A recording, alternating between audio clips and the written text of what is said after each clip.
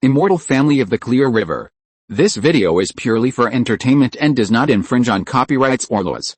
The rights to the novel and image belong to the original author. We do not claim ownership. Don't like waiting and want to listen to this fanfic in full now? Subscribe to our Patreon, where you'll find the best fanfics. Chapter 51 Killing the Monster. Seeing that the entrance of his cave had been blown into a mess, the high-level fire rat was immediately furious. Its red hair stood up in the wind, waving like flames in the wind. Seeing that the fire rat had come out, Feng Laoge immediately ordered the puppet to retreat, and the man and the beast slowly retreated. The fire rat opened its mouth, and a strong flame sprayed towards Feng Laoge. Feng Laoge did not panic when he saw this. He had dealt with this monster several times and was very familiar with its magical powers. Seeing the flames coming, Feng Laoge quickly pinched the magic formula with his right hand, and slowly released a water wall to block the flames. After blocking the flames, he pasted a magic talisman on himself and sped up his retreat to the rear. The flame rat saw that this hateful human monk who had harassed his cave many times recently wanted to escape again, so he jumped and chased after him in anger. The high-level flame rat was also very fast, and soon shortened the distance with Feng Laoge, and sprayed more than a dozen flames along the way, making Feng Laoge a little overwhelmed. Seeing that the flame rat had moved away from the cave entrance, Feng Laoge hurriedly shouted to the distance, "Fellow Dao Song, quickly block the retreat of the monster beast." Before that, when the white tiger puppet beast just started, Song Qingming had already taken advantage of the chaos to touch the side of the flame rat's cave. Seeing that Feng Laoge had led the flame rat away, Song Qingming quickly appeared and blocked the flame rat from behind, cutting off its retreat. He waved his hands and released a magic weapon Liang sword and Wujin shield. Facing the high-level monster beast, he could not afford to slack off, and he had to use all his strength when he started. These two magic weapons have been used by him for many years, and now they are very easy to use. The Liang sword released a flame that hit the tail of the flame rat, causing its red and black tail to burn. The flame rat felt that its tail was attacked, turned around and shook, and the flame burning on its tail was extinguished instantly. It was originally a fire attribute monster, so it was naturally not afraid of fire attacks. Song Qingming's attack did not cause any damage to it. However, Song Qingming's attack still delayed its attack on Feng Laoge. Jia Sixing, who was hiding behind, took this opportunity to support Feng Laoge. The three of them surrounded the flame rat from front and back. Looking at the two people who suddenly appeared, the flame rat did not show panic, but instead showed a sharp teeth in its mouth, and became very manic. After a confrontation with the three people for a while, the flame rat quickly launched another attack. It was seen that a burst of flames flowed on its body, and a black fire cloud spit out of its squeaky mouth. After floating in the air for a while, the fire cloud turned into a black cloud of 5 or 6 feet in size, and rushed towards Feng Laoge and the other two. Be careful, this is the unique spell of the fire rat, Fire Miasma, Feng Laoge shouted to Jia Sixing beside him. He had known about this spell for a long time. On the way here, he had already told Song Qingming and the others about the characteristics of the fire rat and how to deal with it. The most difficult spell to deal with on the fire rat is Fire Miasma. Once covered by Fire Miasma, the monks will soon lose their direction in the smoke. Fire Miasma also contains the fire poison that has been cultivated in the body of the fire rat for many years. If the monks cannot escape for a long time, their eyes may be blinded by the smoke. Seeing the black fire cloud coming, Feng Laoge and the others did not dare to be careless. Jia Sixing immediately sacrificed a high-quality wind talisman that had been prepared long ago. A tornado rose from the ground and instantly swept away all the black fire clouds above their heads. Wherever the wind passed, even the gravel on the ground was swept away, revealing the bare mountain. A first-class high-quality talisman costs at least 10 spirit stones. In order to deal with this fire rat, Feng Laoge specially found the Captain Lu Yunfei to exchange for this high-quality talisman, and handed it to Jia Sixing. When the fire rat released the fireworks miasma in its body, Jia Sixing seized this good opportunity and sacrificed this high-quality talisman to blow away the fireworks miasma of the fire rat. Fire miasma is the life spell of the fire rat that has been sacrificed for many years. If this fire rat wants to use it again, it will not be able to use it again without 3 to 5 years of cultivation and sacrifice. Without this spell, the fire rat's magical power dropped by 20% to 30% in an instant, and it immediately began to panic. Seeing that the situation was not good, it wanted to escape back to the cave. When it turned around, it happened to hit Song Qingming's black gold shield. Song Qingming held the shield with his right hand to hold the hard head of the fire rat tightly, and released the Liang sword with his left hand to slash at the neck of the fire rat. Unexpectedly, the fire rat stretched out the iron claws on its forelimbs and hooked his flying sword. Song Qingming wanted to take back the flying sword, but it instantly escaped from his hand and was slapped to the ground by the fire rat. Song Qingming's left hand also felt numb at the base of his palm, and the fire rat took the opportunity to knock him back several steps. Even if the high-level monster did not use magic, its body was also very hard.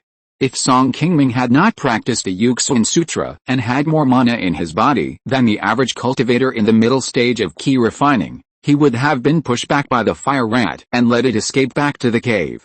Once the monster escaped into the cave, even if the three of them joined forces, the monster's cave was too small to display their magic. The fire rat relied on the terrain and could easily escape even if it was defeated by them. If that happened, the three of them would have worked in vain. Just when Song Qingming was having a hard time resisting, Feng Laoge and Jia Sixing also used their magic weapons to attack the fire rat.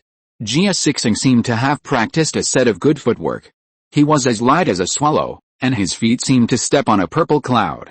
He appeared around the flame rat, holding two short blades more than half a foot long in his hands, leaving blood marks on the flame rat. Every time the flame rat wanted to fight back, he was dodged by his agile figure, which made it spit flames into the air. Although Jia Sixing's attack did not cause much damage to the flame rat, it always attracted a large part of its attention. The main person responsible for the attack among the three was Feng Laoge.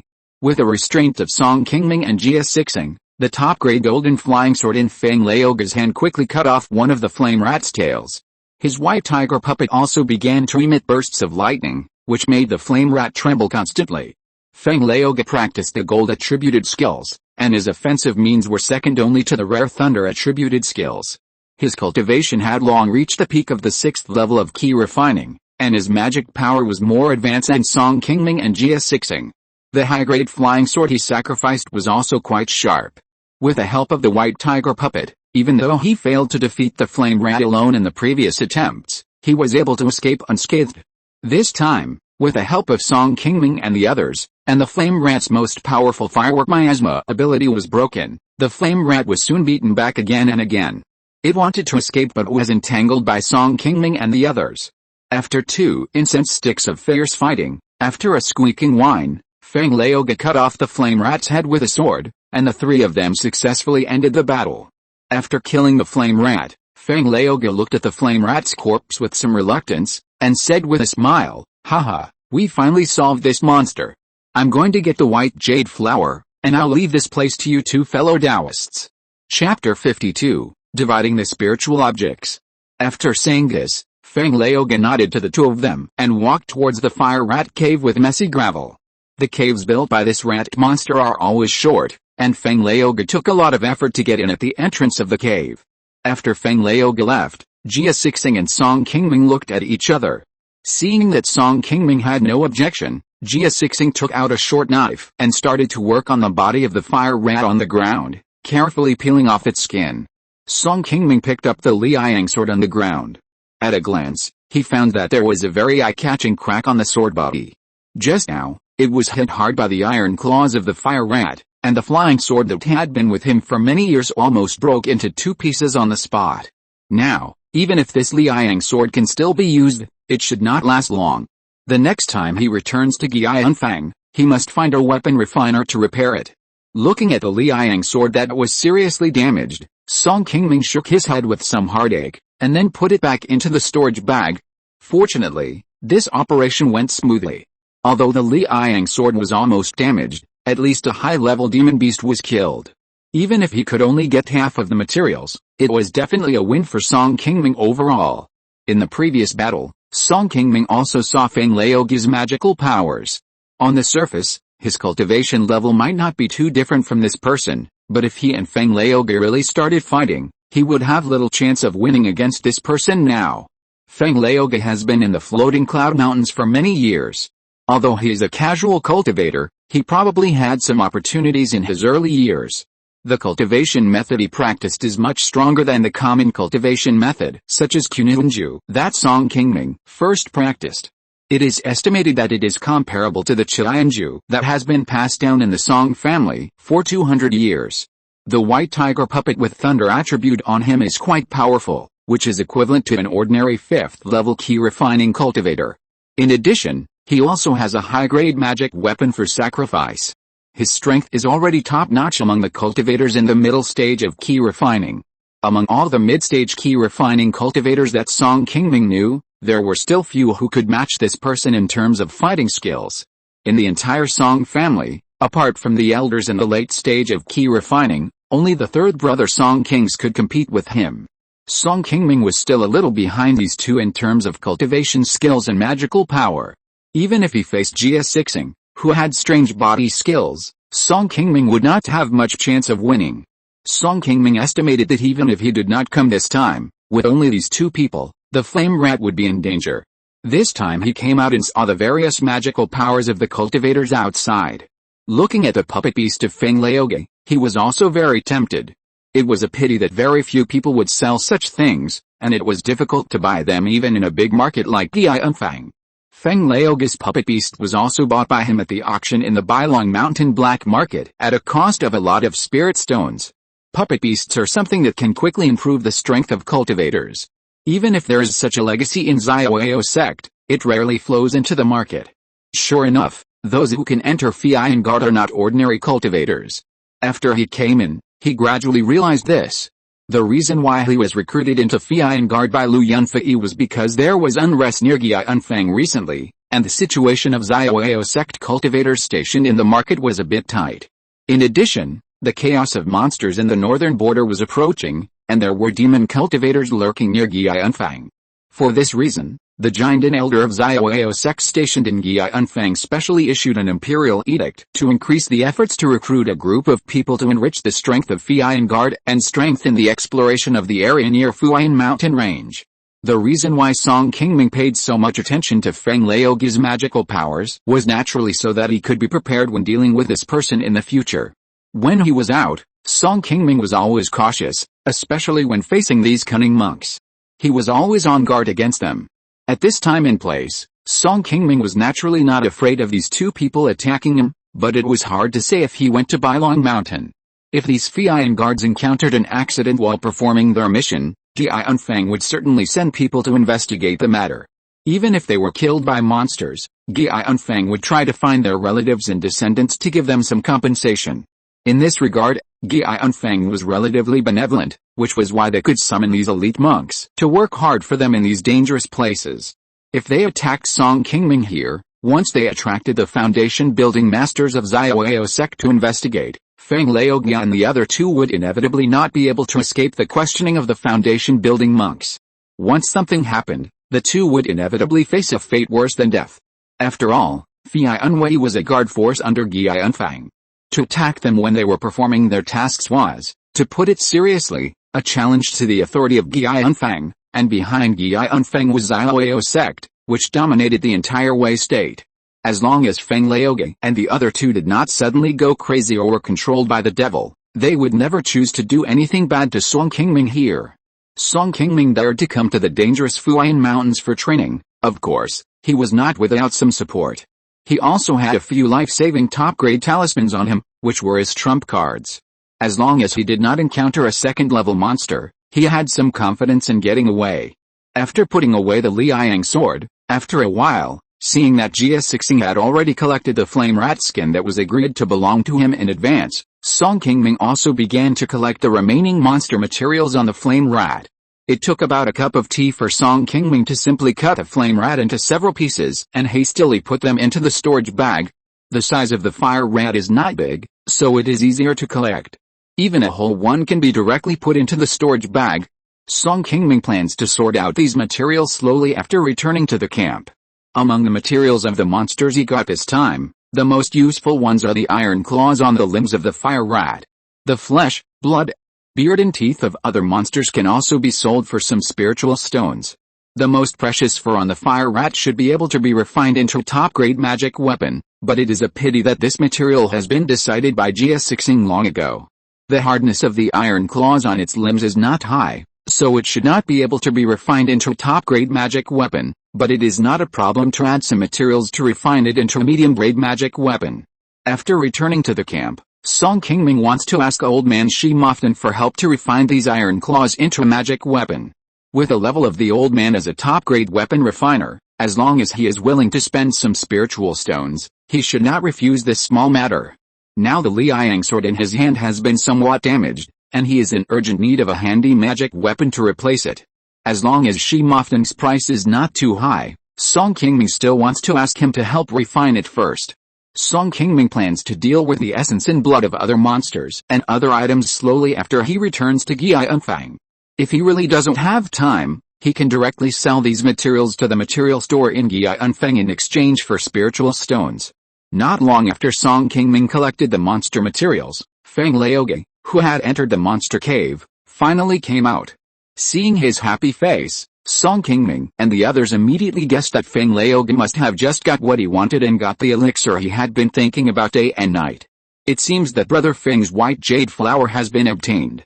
Let's leave this place quickly, otherwise if it takes too long, if other monsters are alarmed, it will take a lot of effort. Jia Sixing saw Feng Laoge coming out and spoke quickly. Old Ghost Feng nodded with a smile on his face and said, Mr. Feng was able to obtain this pearl elixir this time thanks to the help of you two brothers.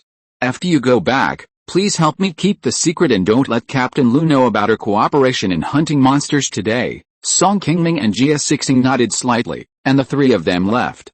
Chapter 53 Demonic Shadow. Half a day after Song Qingming and the other two left, the sky gradually darkened, and a dozen black shadows happened to pass by this hill. This group of monks all exuded a strange aura, and the leader was an old man wrapped in black clothes. After passing the hill, the old man in black suddenly stopped and said to several monks beside him who were also dressed in black, "It's really strange. A few months ago, when I passed by here, there was a fire rat on this mountain. Why didn't I feel the breath of this monster when I came here today?" A pale young monk not far away hurriedly stepped forward and replied, "Second brother, this place is quite desolate, and the spiritual vein level is not high. Maybe this monster has left here and found a new place to practice." The old man in black shook his head and said, "The monsters around here usually choose spring and autumn to migrate. It's still midsummer now. There must be other changes. Yuante, go to the mountain and see if anyone has been here." The green monk wanted to say something, but seeing that the old man in black looked a little bad, he quickly swallowed the words on his lips, nodded, and quickly disappeared into the night. After half a quarter of an hour, the green monk returned here anxiously and said respectfully to the old man in black, "Second senior brother, you are right. The fire rat was really hunted. Judging from the scene, it happened only in the past 1 or 2 days. The attackers should be several mid-stage Qi refining cultivators. The spiritual medicine in the cave has also been searched out. It seems that the demon hunting team from Guianfang has come to this area." The old man in black frowned when he heard the news. Now it was the critical moment for the master to refine the magic weapon, but he didn't expect these changes to happen. The old man in black was named Gu Liangshan. He was originally a casual cultivator in Gulan County, Donglan County, in the southern part of Wei State. Decades ago, Gu Liangshan, who had no hope in his path, accidentally met a demon cultivator who passed by Wei State. Under the coercion of the demon cultivator, Gu Liangshan became his disciple, was planted with restrictions, and began to practice the magic skills, becoming a demon cultivator who is not free. Most demon cultivators are sinister and cunning. They rarely trust others, even their own relatives and disciples. The brothers beside Gu Liangshan all had restrictions planted in their bodies by their master. If they failed to complete the tasks assigned by the master on time, or dared to betray him, the master with a strange temper could activate the restrictions in their bodies at any time. At that time, these people would suffer from the pain of heart-piercing and bone-eating, and even dying would be a difficult task. These demon cultivators were secretly controlled by their master, and they were almost deprived of freedom for life. They had to obey their master's orders at any time and place. Only when the person who planted the restrictions died, or they could break through the foundation and achieve success in cultivation, would they be able to break the restrictions in their bodies and gain freedom. Gu Liangshan thought for a moment and then said, "We are not far from the altar. Everyone should be careful and must not alarm others. Once the foundation building cultivators of Xiaoao sect are alarmed, It will ruin Master's plan and we will definitely be in trouble. Second brother, you are too cautious. They are just a few casual cultivators in the middle stage of Qi refining. What kind of waves can they cause? If we really run into them, we can just catch them and make up the number with Master. In the past few years, in order to help Master collect the spirits of cultivators, we brothers have been running around and have no time to practice, another middle-aged demon cultivator on the side said with some disapproval at Gu Liangshan's cautious appearance. Brother Qin, let's not cause any more trouble. Let's hurry up. Master is still waiting for our news. Gu Liangshan waved his hand and led a few people to leave the hill quickly. At the same time, on a desolate hill about 1,000 miles away from the hill, a demon cultivator exuding the aura of foundation building was sitting on an octagonal altar, with a blood-red long sword floating above his head in the middle of the altar. Not far below the altar, several black-clothed disciples tied up several Qi refining monks whose dantians were restrained and slowly walked to the altar. After those people were taken to the top of the altar, the blood-red longsword on the demon cultivator's head suddenly made a buzzing sound and flew over quickly. After a few screams, these monks whose magic power was imprisoned soon died under the blood sword. After killing these monks, several faint spirits floated from their bodies. They were the spirits of these monks. After the spirits left the body, they were about to escape into the underground and enter the netherworld. At this time, a burst of blood light lit up on the blood sword, firmly covering these spirits, and soon sucked them all into the blood sword. The blood knife slowly emitted a series of soul-like wailing sounds, and it seemed that many figures were struggling on the blood light. The demon cultivator on the altar waved his hand, and the blood knife flashed with blood and quickly flew back to the demon cultivator's hand. Touching the blood knife in his hand, Yang Wuqi laughed excitedly. Seeing that the master above was so happy, the disciples below the altar also put down some of their worries. At this moment, the blood knife in Yang Wuqi's hand suddenly flew into the air, and a bloodlight slashed at a huge rock several miles away. After a loud bang, a huge rock with a radius of about 10 feet was cut in half by the blood knife. A cultivator in black jumped out in panic. And, where did you come from, little bug?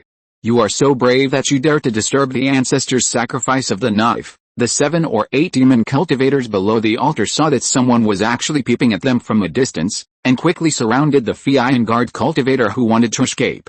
The black-robed monk saw that the newcomer had bad intentions, and he quickly explained, "Hey, fellow Taoists, please don't misunderstand me. I am the Feian guard of Gianfang. I was ordered to come here to investigate the information of the monsters. I just rested here and didn't mean to disturb you." This Feian guard was also a casual cultivator who had been in Gianfang for many years. Naturally, he knew that it would be dangerous to meet these demon cultivators today. Now he was alone and weak and it was difficult for him to escape. If he wanted to survive, he could only hope that these demon cultivators would be afraid of his identity as a Feian guard and let him go. "Oh Feian guard, I see that your cultivation is not low. Today, I would like to ask you for a small favor and borrow your spirit to sacrifice my precious sword." The foundation building demon cultivator holding the blood sword heard this person say his identity as a Feian guard, but he didn't care much. He laughed strangely, and the bloodlight of the magic sword in his hand flashed again, and he slashed towards the monk again. When the Feian guard saw the blood knife coming, he quickly ran back, and while running, he released a Feian guard's unique distress signal talisman. A white spiritual talisman quickly soared into the sky and flew quickly into the distance. At the same time, the blood knife of the demon cultivator also slashed in front of him. Seeing that he could not dodge, he also made up his mind to release a shield magic weapon to block the blood knife. Unfortunately, he underestimated the power of the blood knife. The defense magic weapon he released was like a thin piece of tofu, and was cut in the middle by the blood knife, and his body was cut into 2 pieces. After a scream, soon there was another faint soul in the bloodlight on the blood knife of the demon cultivator. Chapter 54 Support. After Song Qingming returned to the camp, he took out the materials from the flame rat and sorted them out. On the next morning, Song Qingming took the iron claw of the flame rat and found Qi Mountain. He told him his idea straight away and spent 10 spirit stones to ask him to help refine a magic weapon. Qi Mountain looked at the monster materials and spirit stones that Song Qingming took out and smiled meaningfully. As soon as he saw the fresh monster materials in Song Qingming's hand, he knew that these things must have been obtained by Song Qingming in the past few days. But he didn't ask much, and readily agreed to Song Qingming, and patted his chest to promise that he would help Song Qingming refine a medium-grade magic weapon. "Don't worry, fellow Taoist Song, I still have some black refined iron in my hand, which is just enough to refine a magic weapon. I guarantee that I can help you refine a handy magic weapon within half a month." Qi Mountain stroked his gray beard and said to Song Qingming with a serious face. "Then I'll leave it to you, senior." Song Qingming smiled and bowed.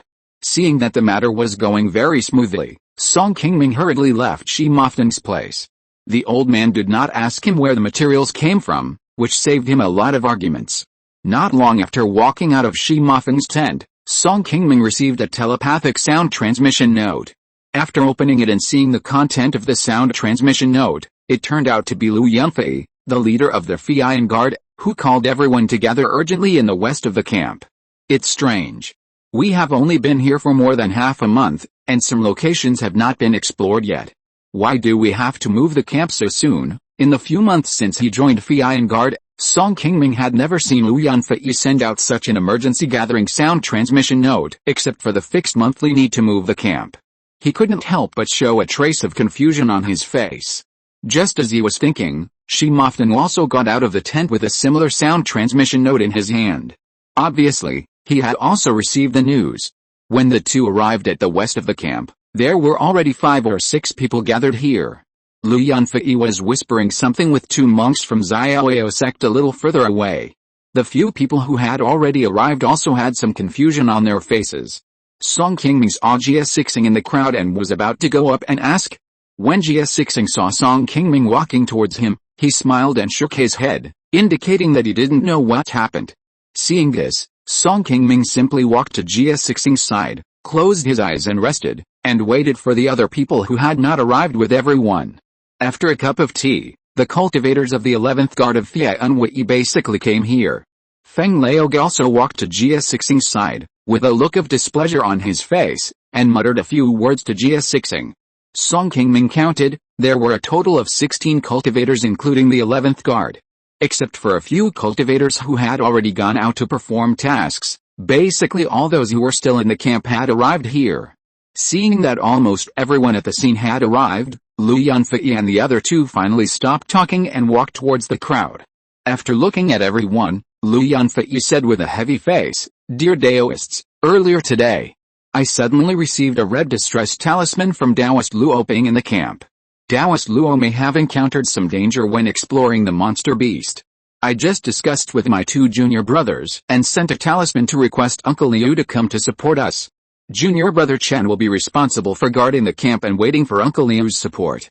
The rest of you will follow me to help Taoist Luo first." What on earth did Taoist Luo encounter that he sent a red distress talisman? Did he encounter a level 2 monster beast? A young cultivator who is similar to Song Qingming and seemed to have joined Feiyan Guard not long ago asked. With Taoist Luo's 8th level of Qi Refining, why would he send a red distress talisman? I'm afraid he encountered something other than an ordinary level 2 monster beast. As soon as the young cultivator finished speaking, someone next to him immediately took over the conversation. Everyone heard the news and began to discuss it. There are 2 kinds of distress talismans on Feiyan Guards. One is an ordinary blue talisman, which is only effective within a radius of 100 miles. Generally, they will send distress talismans when they encounter difficulties or are besieged by multiple monsters and cannot escape in a short time, looking for Taoist friends around to come to support them. Song Qingming has sent this kind of blue distress talisman before, and he got the support of Feng Laog in time. This kind of talisman is only a medium-grade talisman, and its value is not high. It is not strange that cultivators and Feiyan Guards often use it. The other kind of red high-grade distress talisman has a very different effect. The effective range is more than twice that of the blue talisman. Generally, Feiyan Guards will only send it out when they are in danger of life. Once this kind of talisman appears, the Feiyan Guard who sent it must have encountered a strong crisis. In the depths of the Funiu Mountains, the most likely to threaten the lives of Feiyan Guards are these elusive second-level monsters. Lu Yunfei interrupted everyone and said, "Everyone knows that Feiyan will never abandon any member at will. No matter what danger fellow Taoist Luo encounters today, we will rush to support him. This time, we hope that everyone will work together to support fellow Taoist Luo, and don't be perfunctory. Everyone hurry back to prepare." After one stick of incense, we will set off together." Everyone nodded and returned to their tents to make preparations before departure. After Song Qingming returned to his tent, he had a strange feeling in his heart. In the few months since he joined Funiu, no one in his team had ever encountered a second-level monster during exploration. This time, Lu Yunfei organized more than a dozen of them to go out for support, and he was still confident. If they acted together, even if they faced a second-level monster, even if they couldn't save the unlucky fellow Taoist Luo, they would have a great hope of escaping unscathed. Before setting off, Lu Yunfei had already informed the foundation building seniors of the nearby Fian guards that the foundation building cultivators could get here in half a day at most by stepping on magic tools and flying in the air. Although these people were a little surprised at this time, most of them were still not afraid. After hearing this news, Song Qingming didn't know why he was always a little uneasy in his heart. Although he wanted to withdraw from this support operation, he couldn't find any suitable reason now, so he could only take it one step at a time. An incense stick of time passed quickly, and everyone gathered again in the camp. Under the leadership of Lu Yunfei, they went to the north of the camp. The camp, which was bustling just now, soon became quiet. After they walked for about an hour, a green light passed through the sky and soon landed on the open space next to the camp. After the green light fell, it turned into a small boat, and 3 young women got off it.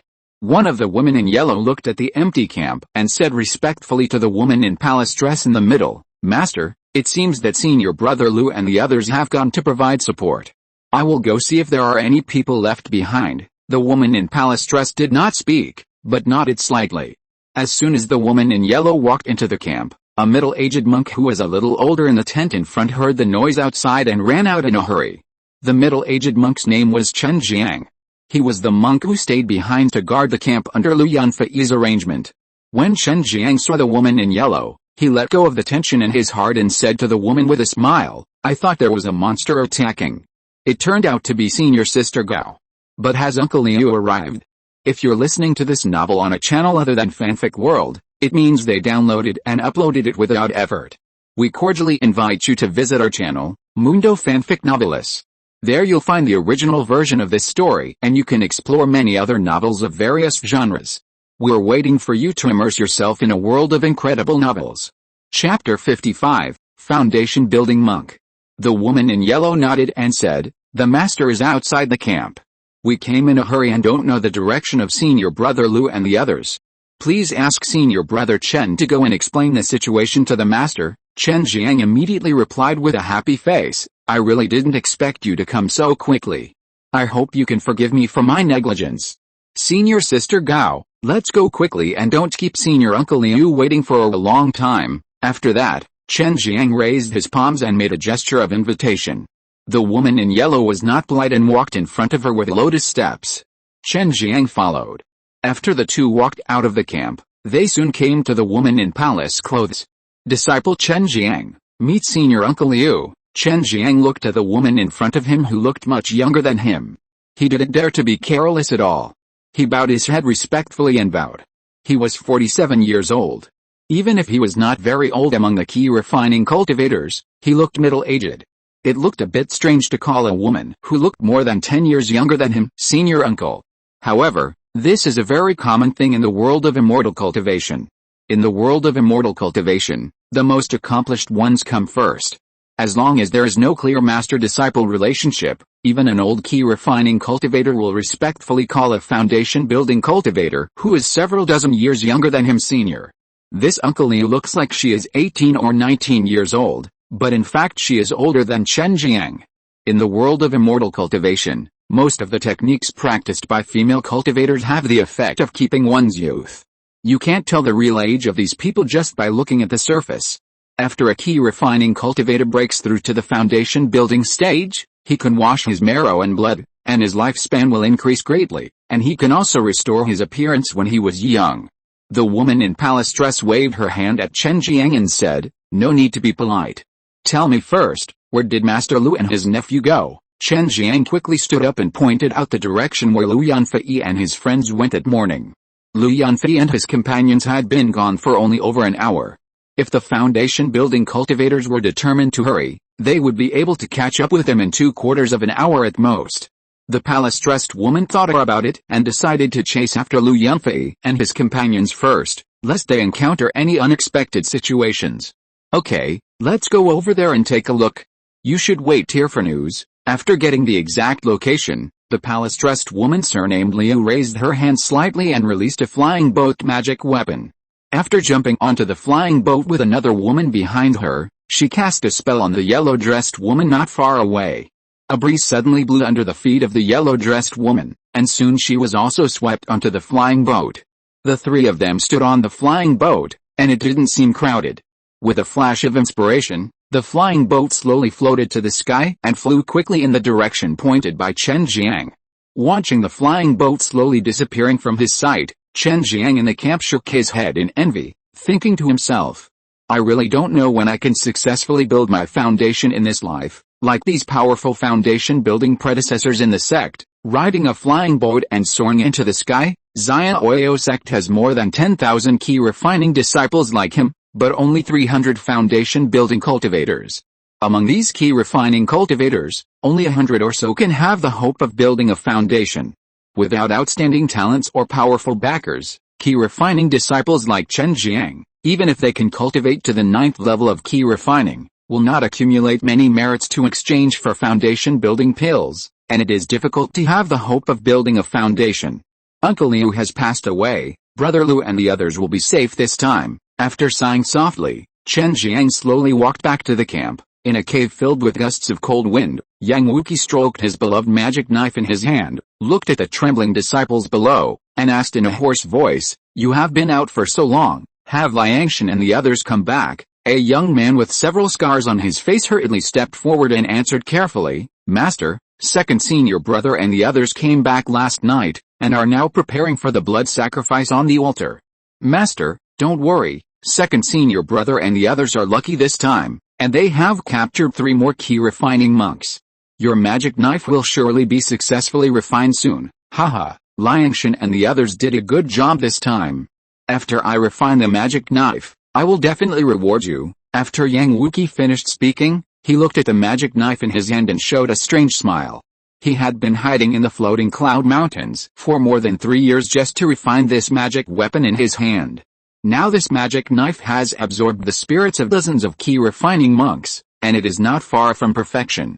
As long as he successfully refines this magic weapon, with the help of this magic knife, plus his 5th level foundation building cultivation, in the future, as long as he does not encounter masters above the Jinden stage, there should be few foundation building cultivators who can stop him, and he will no longer have to sneak around like before. Yang Wuqi was originally from a small sect in the territory of Wei State.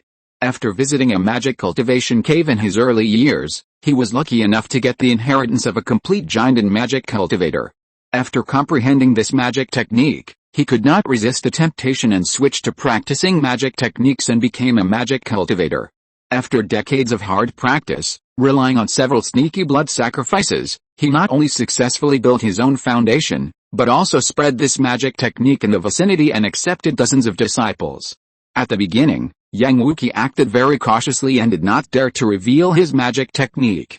He hid in Donglan County in the southern part of Wei State for many years and was never discovered by other cultivators.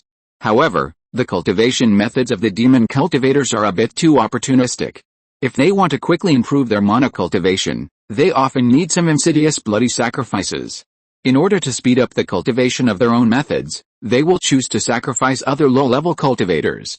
Some demon cultivators will not even let go of ordinary mortals.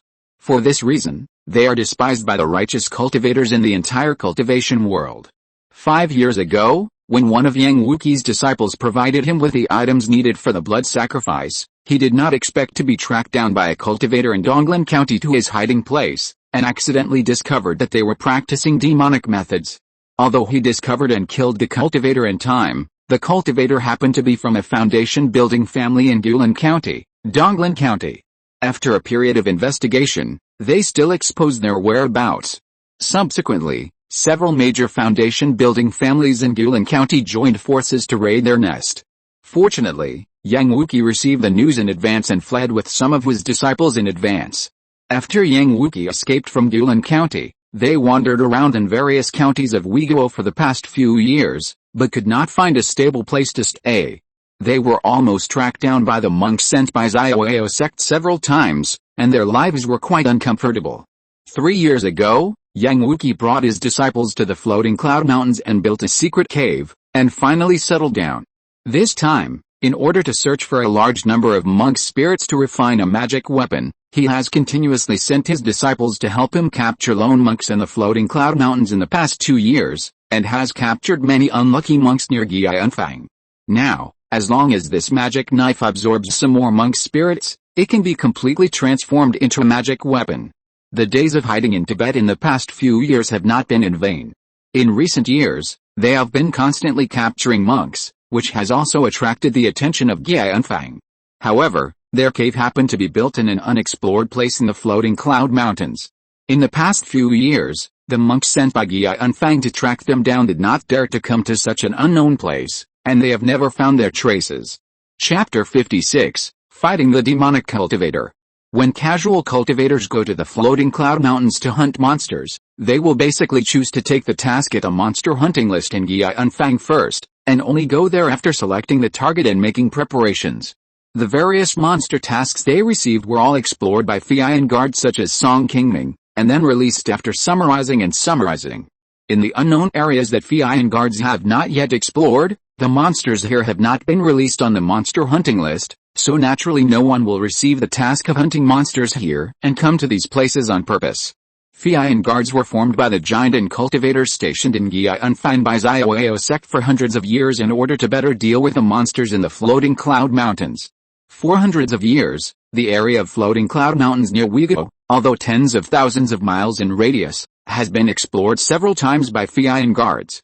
However, after Fian guards explore an area, they will not explore it again until at least 100 years later. In these hundreds of years, the monsters on the monster hunting list will gradually be killed by the cultivators who take the task, and new monsters will slowly migrate to this area. After a few decades, the monsters here have basically changed. Without the monster missions on the monster hunting list, naturally no monks will come here to hunt monsters. This area will slowly become a new unknown area. It will not be until the Fian guards have explored this area again 100 years later that monks will slowly come here. Yang Wuqi and his group of demon cultivators took advantage of this loophole and hid in an unknown area. Over the past few years, they have avoided several waves of monks sent by Gianfang to search for their traces. Until half a month ago, Lu Yunfei and his team of Fian guards happened to be assigned the task of exploring this area and came here. The Fian guard who was killed by Yang Wuqi before was named Luo Ping. He had joined Fian guard for several years. He had never had any major problems during the execution of the mission and was considered a relatively mature monk. This time he was also unlucky. The place he was assigned to explore happened to be near Yang Wuqi's cave. It was known that there were foundation building cultivators who had swept the area in the air. The information they had obtained was that there were few level 2 monsters in this area, and they thought it was a relatively safe unknown area. Unexpectedly, there was a group of demon cultivators hiding in this deep mountain. Luo Ping, who was not aware of the situation, broke into it in a daze. When he found Yang Wuqi's group of demon cultivators, he wanted to hide in the place and wait for the demon cultivators to complete the ritual and leave here, and then quietly go back to report the news. Unexpectedly, there was a foundation building demon cultivator with a high level of cultivation hiding in it. Although he was already cautious, he encountered Yang Wuqi, whose cultivation was far superior to his, and accidentally exposed his whereabouts and lost his life. Fian Wei usually explored the area in secret, and Yang Wuqi's group of demon cultivators did not know about this situation. After Gu Liangshan and the others found that the flame rat was killed, although they were a little suspicious. They also thought that it was done by the nearby demon hunting team. They did not know that a large number of Fian Wei had come to the vicinity of their cave. It was not until after killing Luo Ping that the cautious Yang Wuqi felt something was wrong. If the person who suddenly broke in here was really the Fian guard of Gianfang, their cave would definitely be exposed sooner or later. Yang Wuqi, who had been in Uiguo for many years, had naturally heard of the Fian guard of Gianfang, and knew that the Fian guard was specifically for Gianfang to explore the information of monsters in the floating cloud mountains. A cultivator has discovered this place today. I'm afraid it's not safe here. Let Liangshan and others hurry up to prepare for the sacrifice.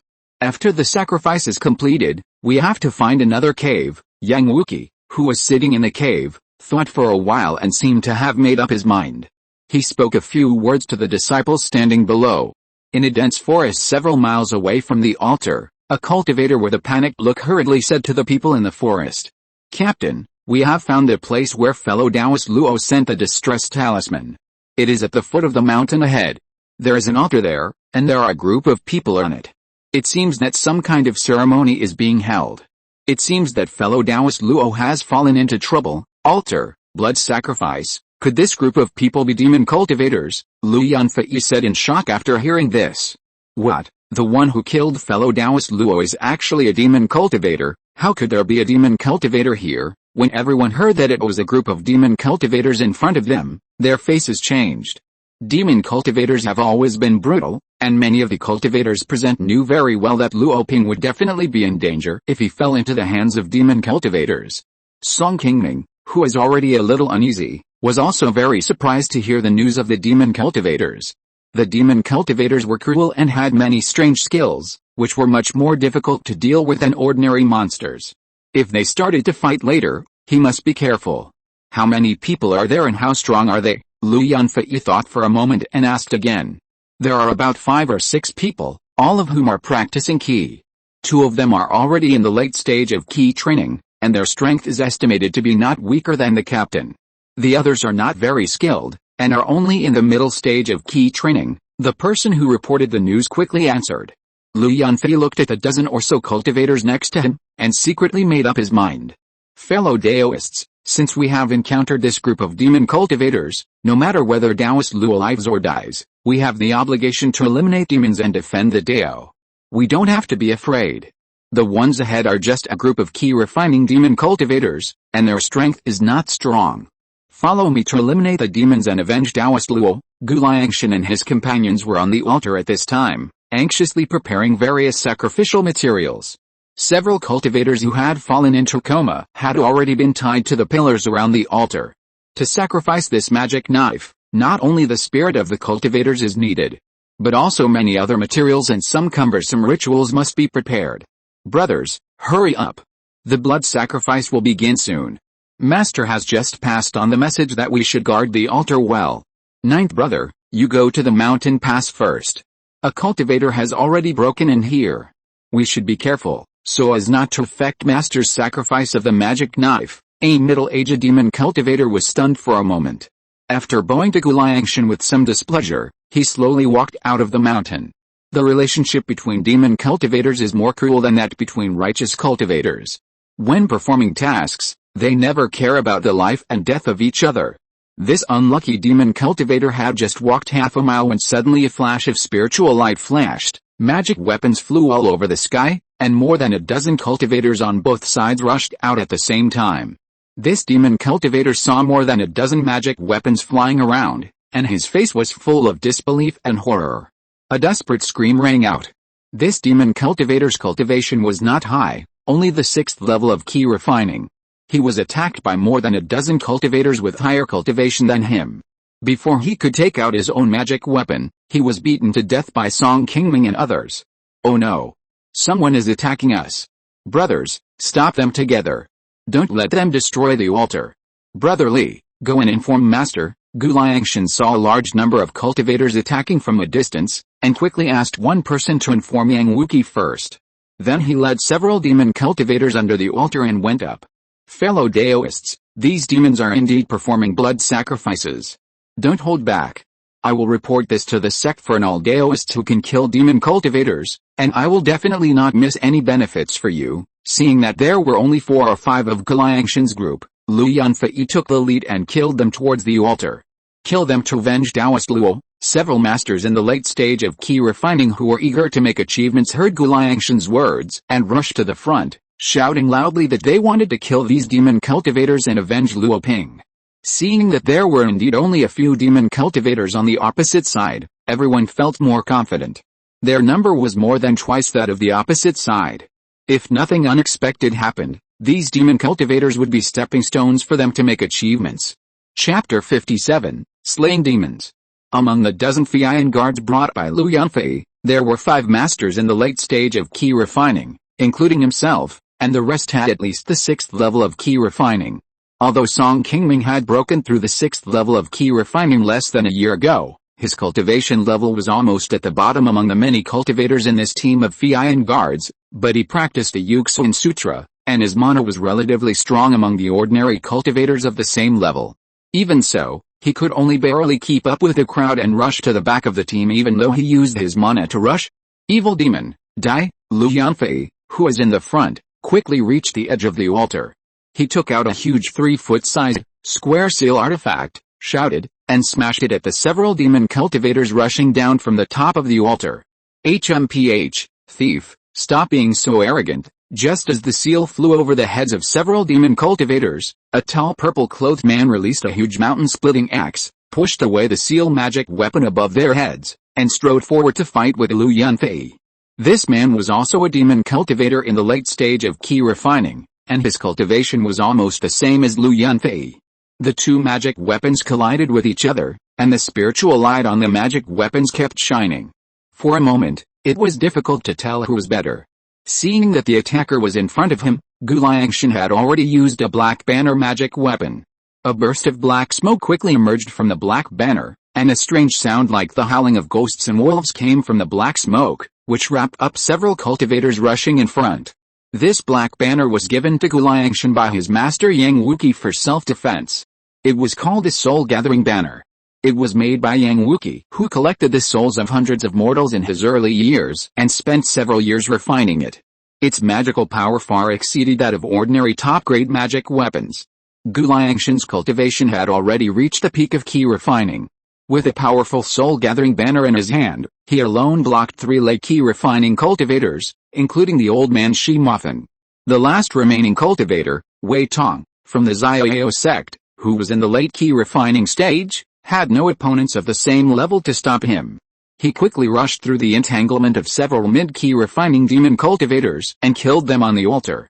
Looking at the several unconscious cultivators on the altar, Wei Tong released the flying sword in his hand. A series of clinking sounds of chains falling rang out, and he soon untied the chains that bound these people. Wei Tong was about to go forward to check on the situation of the few people, but suddenly several more demon cultivators came out from behind the altar, and the leading one also had the cultivation of late Qi Refining. Seeing this unexpected situation, Wei Tong could only temporarily put down these unconscious monks and turned around to prepare to deal with a group of demon cultivators who came. At the same time, Song Qingming and other mid-stage Qi Refining monks who fell behind also rushed to the altar, and the 2 sides soon got into melee. Although there were 7 or 8 demon cultivators who came to support, except for 1 demon cultivator in the late stage of Qi Refining. The rest of them had low cultivation levels, and 2 of them had only cultivated to the early stage of Qi Refining. Facing the Fian guards who were obviously stronger than Song Qingming, they soon fell behind and were beaten back by Song Qingming and others. A demon cultivator in the early stage of Qi Refining soon died at the hands of Feng Laoge. The demon cultivator in the late stage of Qi Refining who was fighting with Wei Tong, when he saw that the demon cultivators he brought to support were defeated by their opponents, he also knew that Song Qingming and his group were strong and difficult to deal with. The demon cultivator saw that the situation was not good and it was difficult for him to defeat Wei Tong. After thinking for a while, he made up his mind and found an opportunity in the battle. He burst out the demon energy stored in his body and forced Wei Tong to retreat. He abandoned his companions and fled directly to the back of the altar. Seeing the leading demon cultivator escape, several demon cultivators who were still resisting Song Qingming and others soon followed his footsteps and chose to flee. 2 unlucky demon cultivators were unfortunately entangled by their opponents and soon died in the hands of everyone. Seeing this group of demon cultivators escape, Wei Tong realized that they had already gained the upper hand on the 2 battlefields above the altar, and said loudly to the people around him, "Leave 2 people to rescue the cultivators trapped on the altar first, and then go to support senior brother Lu and the others. The rest of you follow me to chase these demon cultivators. We must not let them escape from here." Seeing that these demon cultivators were not strong and some were vulnerable, everyone volunteered to go and hunt down the escaped demon cultivators. Only Song Qingming and another cultivator with a lower cultivation level did not want to make any achievements, so they chose to stay and help. Lu Yunfei, who was fighting against the purple-clothed demon cultivator, saw that Wei Tong and his men had already repelled the demon cultivators who came to support him. He was delighted and thought to himself, if he can lead this team of Fian guards to successfully wipe out this group of demon cultivators, it will be considered a great achievement for the sect. He will definitely receive many meritorious rewards after returning this time. In addition, he has the support of his master, so he may be able to exchange for a place in the sect's foundation building pile. After everyone left, Song Qingming and his men came to the altar. There was a fierce battle just below, but none of the unconscious cultivators on the altar were awakened. The two checked and found that these people had their five senses imprisoned by the demon cultivators, and they could no longer hear the outside world. Fortunately, these demon cultivators only set up ordinary restrictions. Song Qingming was originally a formation master and was very familiar with these restrictions. He quickly cracked the restrictions on these people one by one. After the ban was broken, the few people were quickly awakened by the sound of the battle below. The cultivation of these people was not high. The highest one was only at the 5th level of Qi Refining. They all looked young and immature. One of them didn't even know how he was caught here. After waking up and seeing Song Qingming and the others, they gradually realized that they were controlled by the demon cultivators and were caught here for blood sacrifice. The few people were so scared that they kowtowed on the ground repeatedly, thanking the two for saving their lives. My name is Hu Daozian, and I am the steward of Xiangfang Tower in Yianfang. Thank you for saving my life. This place is extremely dangerous. Please take us away from here. When I return to Yianfang one day, I will definitely find a way to reward you. Fellow Taoists, there is no need to be polite. Please stand up quickly. This place is indeed not a safe place. Please rest assured. Don't worry. After killing these demon cultivators, you can leave here with us. Song Qingming and the other two looked at these panicked Taoists and quickly spoke to comfort them. After saving these people and looking at the other two battlefields, the two discussed and decided to join forces to help Xi Mountain and the other two escape first, and then defeat Gu Liangshan, the strongest among the demon cultivators. Hu Daozian, who was at the 5th level of Qi Refining, heard their discussion and volunteered to help.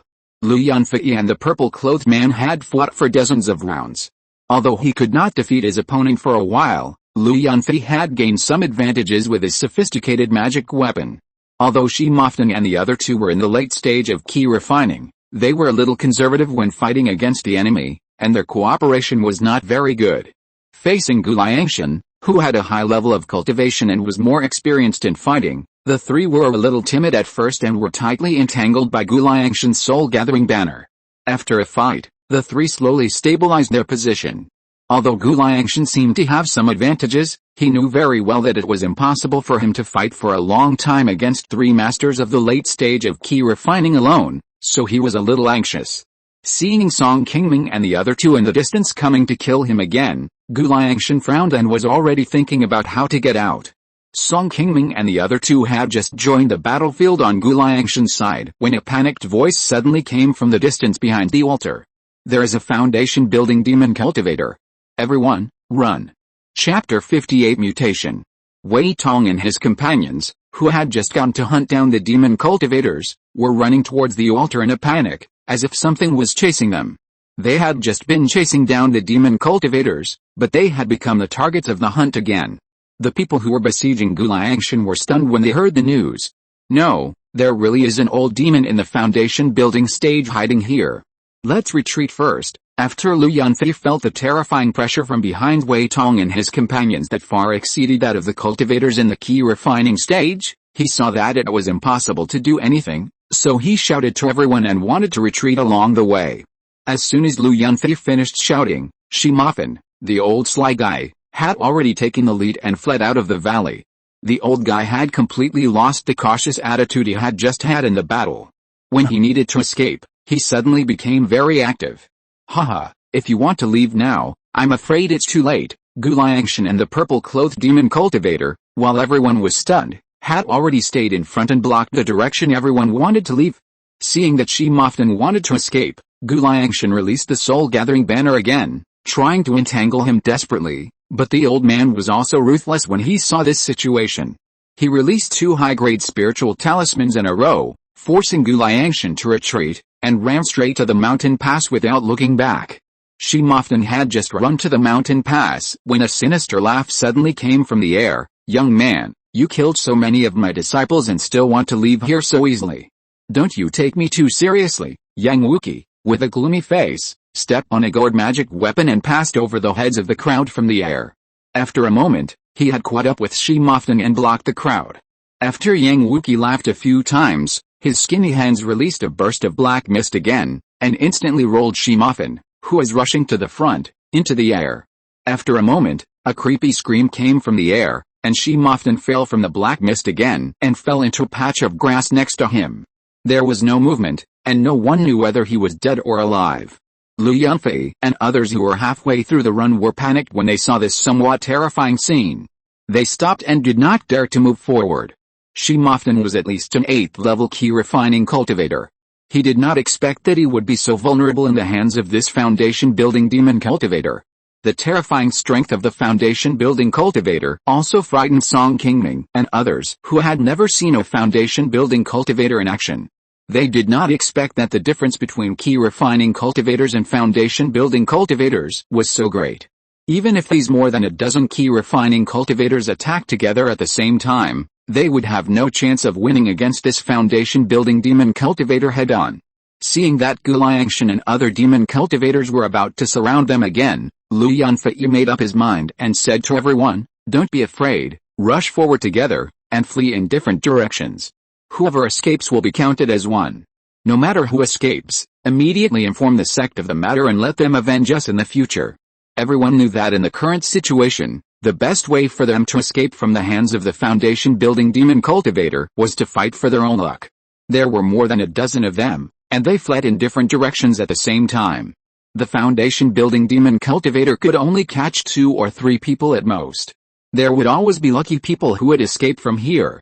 Lu Yunfei had just finished speaking, and the dozen people around him quickly chose their own directions to escape, and each of them ran forward as fast as a sharp arrow.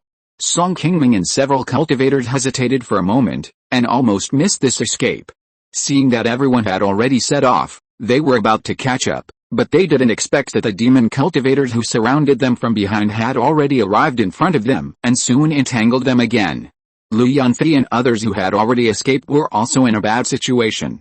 Yang Wuqi took out a bell magic weapon and shook it in the air several times. A sharp magic sound came out, which shocked the people who wanted to escape and made them feel a splitting headache. They stopped walking with their heads in their hands.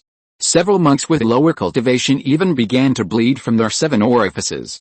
They were completely unable to move forward. Another scream rang out. An unlucky monk had been killed by the purple-clothed demon cultivator who caught up from behind.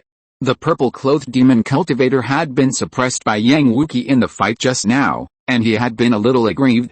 Seeing that his master had already stopped the group of people, he also reacted quickly. At this moment, he finally vented the anger that had been stored in his heart. If everyone was blocked here by the foundation-building demon cultivator, although the foundation-building demon cultivator was busy controlling the magic weapon and could not take action for the time being, there were still Qi refining demon cultivators chasing behind, and they would take their lives sooner or later. Seeing this, Lu Yunfei could no longer care about the people behind him. He released a top-grade defensive talisman to temporarily block the sonic attack of the bell in Yang Wuqi's hand, and once again used his magic power to move forward. This top-grade defensive talisman was very valuable and was the last life-saving talisman in his hand. In order to escape, he could not care about the spiritual object in his hand at this moment. The effect of a general top-grade talisman is several times stronger than that of a general top-grade defensive magic weapon. After using this talisman, Lu Yunfei can block the attack of this second-level magic weapon in Yang Wuqi's hand in a short period of time, and finally has the ability to continue to escape.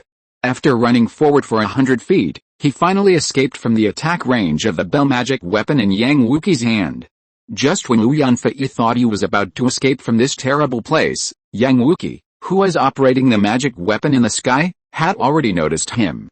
Seeing that someone was about to slip away below, Yang Wuqi decisively stopped casting, put away the bell magic weapon in his hand, and flew towards Lu Yunfei. The terrifying aura of the foundation-building monks came, and Lu Yunfei turned around to see that a black fog had already chased him several feet behind him. He quickly raised his defensive magic weapon to block the attack, but a huge bone arm suddenly emerged from the black fog and grabbed his defensive magic weapon. This defensive magic weapon was a white jade tablet, which was only of medium grade. After being cloyed by the bones, it quickly lost its spirituality and turned into a 3-inch jade tablet again, falling not far in front of Lu Yunfei. Seeing that the skeleton hand was about to attack again, Lu Yunfei, who had no other effective means of defense, could only use his body protection shield to resist. Even the magic weapon could not stop the skeleton hand. He knew in his heart that the defense shield he released could not stop this attack at all, but now there was no other way, so he could only make these decisions instinctively. The shield was soon torn by the skeleton's hand, and Lu Yunfei closed his eyes in despair. Unexpectedly, a beam of green light flew over from the other side of the sky and instantly chopped the skeleton's hand.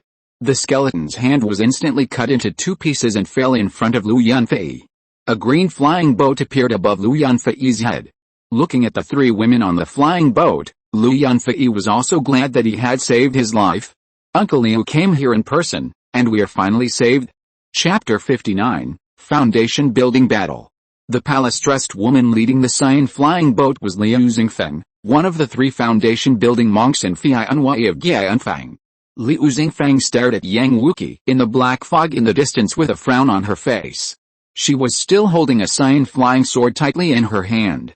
The cyan light that had just saved Lu Yunfei came from the sword light of this 2nd-level flying sword in her hand. At this moment, the spiritual light on the flying sword had not yet dissipated, and the momentum on the sword body was particularly undiminished. You are Yang Wuqi. Brother Xuanxin has been tracking you for many years, but he couldn't find you. He thought you had already fled the Wei Kingdom. I didn't expect you to be so bold that you dared to hide here. It seems that you are doomed today. Looking at the red bell in Yang Wuqi's hand, Liu Xingfeng thought for a while and soon recognized Yang Wuqi's origin. Seeing that this old demon was hiding in the floating cloud mountains under her nose, she couldn't help but be secretly surprised. As the leader of Song Qingming's Feian Guard, Liu Xingfeng had already explored this area a few months ago. However, at that time, she was mainly exploring the territories of those 2nd-level monsters in the air, and did not notice the cave of Yang Wuqi and his group at the foot of the mountain. Otherwise, if she had discovered the existence of this group of demon cultivators earlier, she would not be the only foundation-building cultivator who came here today to deal with Yang Wuqi. Liu Xingfeng, whose cultivation level is only the 4th level of foundation building, is the only foundation-building cultivator. It is difficult for her to kill Yang Wuqi. It is also difficult for other Qi refining cultivators to intervene in a battle of their level. In fact, she does not have much confidence in her heart that she can leave Yang Wuqi, the old demon of the 5th level of foundation building, here. It is doomed, huh? Little kid, you are so arrogant. Sooner or later, I will settle accounts with that old thing Chen Xuanxin. After the incident that year, Yang Wuqi was quickly listed on the wanted list of Xiaoyao sect in Uyghur. Xiaoyao sect even specially sent Chen Xuanxin, a cultivator of the 8th level of foundation building, to deal with him. Chen Xuanxin is a veteran foundation-building monk of Xiaoyao sect. His magical powers are far superior to those of Yang Wuqi back then. After Yang Wuqi escaped from Donglan County, he was accidentally tracked down by Chen Xuanxin twice and almost died in his hands. Fortunately, Yang Wuqi had some special means of saving his life. Although he was beaten by Chen Xuanxin and fled in embarrassment during the 2 fights, Chen Xuanxin failed to seize the opportunity to keep him. When Yang Wuqi heard the name of Chen Xuanxin from Liu Xingfeng, a trace of anger appeared on his face. Although he escaped from Chen Xuanxin twice, many of his disciples died under Chen Xuanxin's sword, and a magic weapon he had treasured for many years was also destroyed in his hands. This name was a deep hatred for him. He was refining this magic knife in the floating cloud mountains in order to seek revenge on this person in the future. As long as he could successfully refine the magic knife, with the help of this magic weapon, Yang Wuqi thought that if he met Chen Xuanxin again, he would not have to flee like before, and he might have a chance to avenge his previous shame. However, his magic knife has not been completely refined yet, and he has encountered some misfortunes due to bad luck, which attracted the foundation-building monks of Xiaoyao sect. He is really suffering. After seeing Liu Xingfeng, Yang Wuqi secretly sent a message to Guliangshan and other disciples below, asking these disciples to seize the opportunity to escape and evacuate. He is a person who cherishes his life. Now he doesn't know if there are other foundation-building monks coming behind Liu Xingfeng. Since his whereabouts have been exposed, he can only give up this cave for the time being. When the magic knife is perfected in the future, he will come back to seek revenge on these Zioao sect monks. Old Demon Yang, I won't bother seeing your brother Chen today. Let me test your magical power first. As soon as the voice fell, Liu Xingfang once again sacrificed the second-level flying sword in her hand. The flying sword instantly became several feet in size in the air, and chopped down towards Yang Wuqi in the black fog. Yang Wuqi saw the flying sword chopped down from the air, and laughed calmly, haha, if you want to test my magical power, then I'll see if you have the ability. The black fog surged, and two giant skeleton hands that were larger than the previous ones emerged, firmly catching Liu Xingfang's blue flying sword in the air. The two foundation-building monks fought each other, and soon bursts of terrifying air waves broke out, scaring the group of Qi Refining monks below, and they quickly left this area far away to avoid being accidentally injured by their fight. The two people brought by Liu Xingfang were also her direct disciples, and both of them had the cultivation base of the late Qi Refining stage. Seeing that the master and the foundation-building demon cultivator were already fighting, the two men realized that they could not help, so they hurriedly helped the injured Lu Yunfei not far below to farther place. Brother Lu, take some healing pills quickly. One of the women in yellow took out 2 yellow pills and put them in Lu Yunfei's hands. Thank you very much, junior sister Gao. Lu Yunfei was not polite, and took the pills from the yellow-clothed woman and quickly took them. He was also seriously injured, and he coughed from time to time while speaking. After taking the pills, although Lu Yunfei was still very weak, his complexion soon improved. Another woman in red saw that Lu Yunfei had already started to heal his wounds, and said to the woman in yellow, Junior sister, you stay here to take care of Brother Lu first. I will go to help deal with those demon cultivators. After that, the woman in red also took out a magic weapon on her body and rushed towards Song Qingming, who was fighting not far away. Song Qingming and his companions, who were fighting the demon cultivators in the back, had been attacked by Yang Wuqi with a soul-confusing bell and were injured. They were already in a tough fight and had already lost several of their companions to Guliangshan and his companions. As soon as Guliangshan and his companions received the message from Yang Wuqi to retreat, they quickly abandoned Song Qingming and his companions and fled in all directions. Song Qingming and his companions had already fallen into a disadvantageous position and had no power to keep Guliangshan and his companions. When the woman in red rushed to Song Qingming and his companions, she saw that Guliangshan and his companions had all escaped successfully, and she could not help but sigh. Young man, I won't play with you for now. I will remember what happened today. Yang Wuqi saw that Guliangshan and his companions had already retreated, so he put away the magic weapon in the air and quickly retreated out of the mountain. Seeing that Yang Wuqi wanted to escape, Liu Xingfang did not want to let him go easily, so she stepped on the flying boat and chased after him. After the two foundation-building monks left, the battle on the altar was over. The red-dressed woman brought Song Qingming and others and quickly joined Lu Yunfei and others. After a battle, except for the two women who followed Liu Xingfang to support, the other survivors were basically all injured, and the seriously injured ones were even in a coma. Everyone counted and found that 5 of the 13 monks who came were killed on the spot, and 3 people including Lu Yunfei were seriously injured. Almost half of the people were lost. After returning this time, it seems that their team of Feian guards will not be able to come out to perform the mission in a short time. 7 people were also killed on the side of the demon cultivators, and the rest escaped. Both sides can be said to be injured in this battle. Song Qingming did not expect that the situation would change so quickly. Today's battle with this group of demon cultivators can be said to be full of twists and turns. They thought it was a battle between Qi Refining monks, but it turned into a fight between foundation-building monks in a short time. These Qi Refining cultivators were really vulnerable in the hands of the foundation-building cultivators. Song Qingming finally realized how big the difference was between Qi Refining cultivators and foundation-building cultivators. After walking to Lu Yunfei's side, Song Qingming couldn't help but look surprised when he saw the yellow-clothed woman guarding Lu Yunfei. This familiar and pretty figure was Go Yuiao, who had traded pills with Song Qingming several times in Funiu Mountain a few years ago. Chapter 60, Both Sides Suffer. Although Song Qingming had not met Go Yuiao many times, the memory of them was far better than that of ordinary mortals. It was impossible for him to forget the appearance of a person he had met several years ago. When he saw Go Yuiao next to Lu Yunfei, Song Qingming immediately recognized her. Seeing Song Qingming here, Gao Yuiao was also very surprised.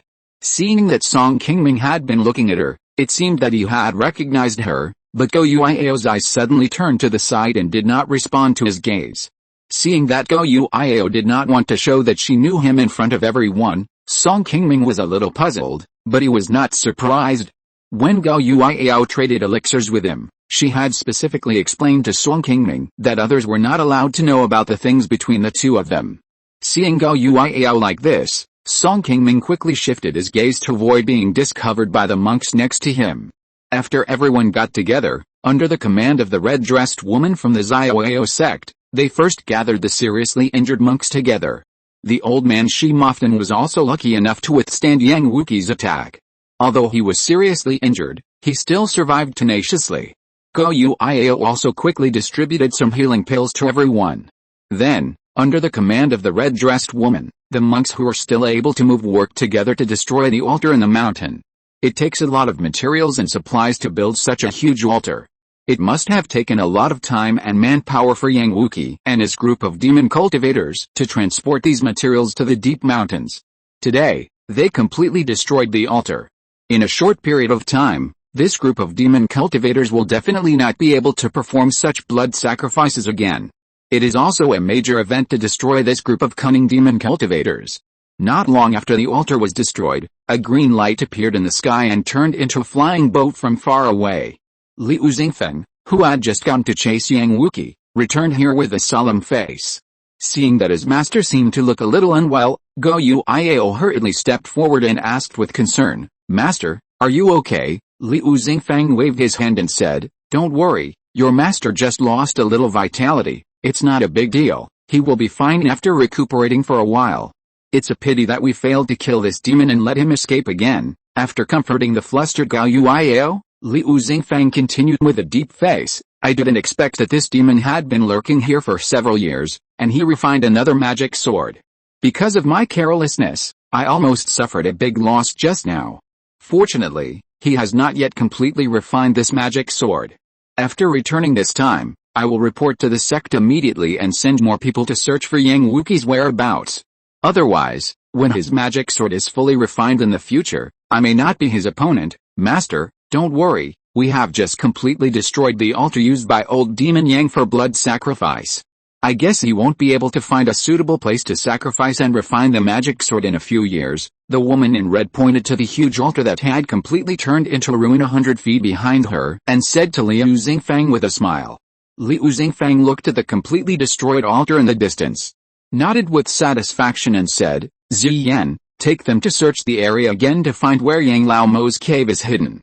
You must clean it up thoroughly." Disciple understands. Su Ziyan and Gao Yuiao nodded respectively, and began to arrange people who could still move on the scene to search around the altar. Soon, they found the cave where the group of demon cultivators lived 4 or 5 miles behind the altar. Su Ziyan is Liu Xingfeng's eldest disciple, and she has always been more rigorous in doing things. Although she is not Liu Xingfeng's favorite disciple, she has followed the master for the longest time, and Liu Xingfeng has always trusted her very much. Many things that she herself is not convenient to come forward are handed over to Su Ziyan, the eldest disciple, to handle. The demon cultivators in the cave had already fled in a hurry. Su Ziyan and Gao Yuiao led everyone to find some low-level magic tools used by the demon cultivators and the materials they used in their daily lives in the cave, as well as some remaining materials for building the altar hidden in the cave. The magic tools used by the demon cultivators had long been infected by the devil spirit. If ordinary cultivators rashly sacrificed and refined them, they might be parasitized by the high-level demon cultivators who refined the magic tools. After a long time, the cultivators who sacrificed and refined the magic tools would slowly be remotely controlled and possessed by the demon cultivators. The magic tools of the demon cultivators, including other supplies and materials, were found in the cave. Su Ziyan arranged for people to collect them and bring them back to the camp, and then slowly and completely destroyed them, so that there would be no greedy cultivators who used these things for sacrifice and were controlled by the demon cultivators in the future. After a long time of hard work, everyone finally transported the things in the demon cultivator cave back to the camp, including the few scattered cultivators who were rescued by Song Qingming and others, who also followed them here. Hu Daozhan and his men were really not destined to die. They were captured by the demon cultivators and brought to the floating cloud mountains. If they had not happened to meet Lu Yunfei and his men raiding the altar, they would have become a ray of wronged souls in Yang Wuqi's magic knife.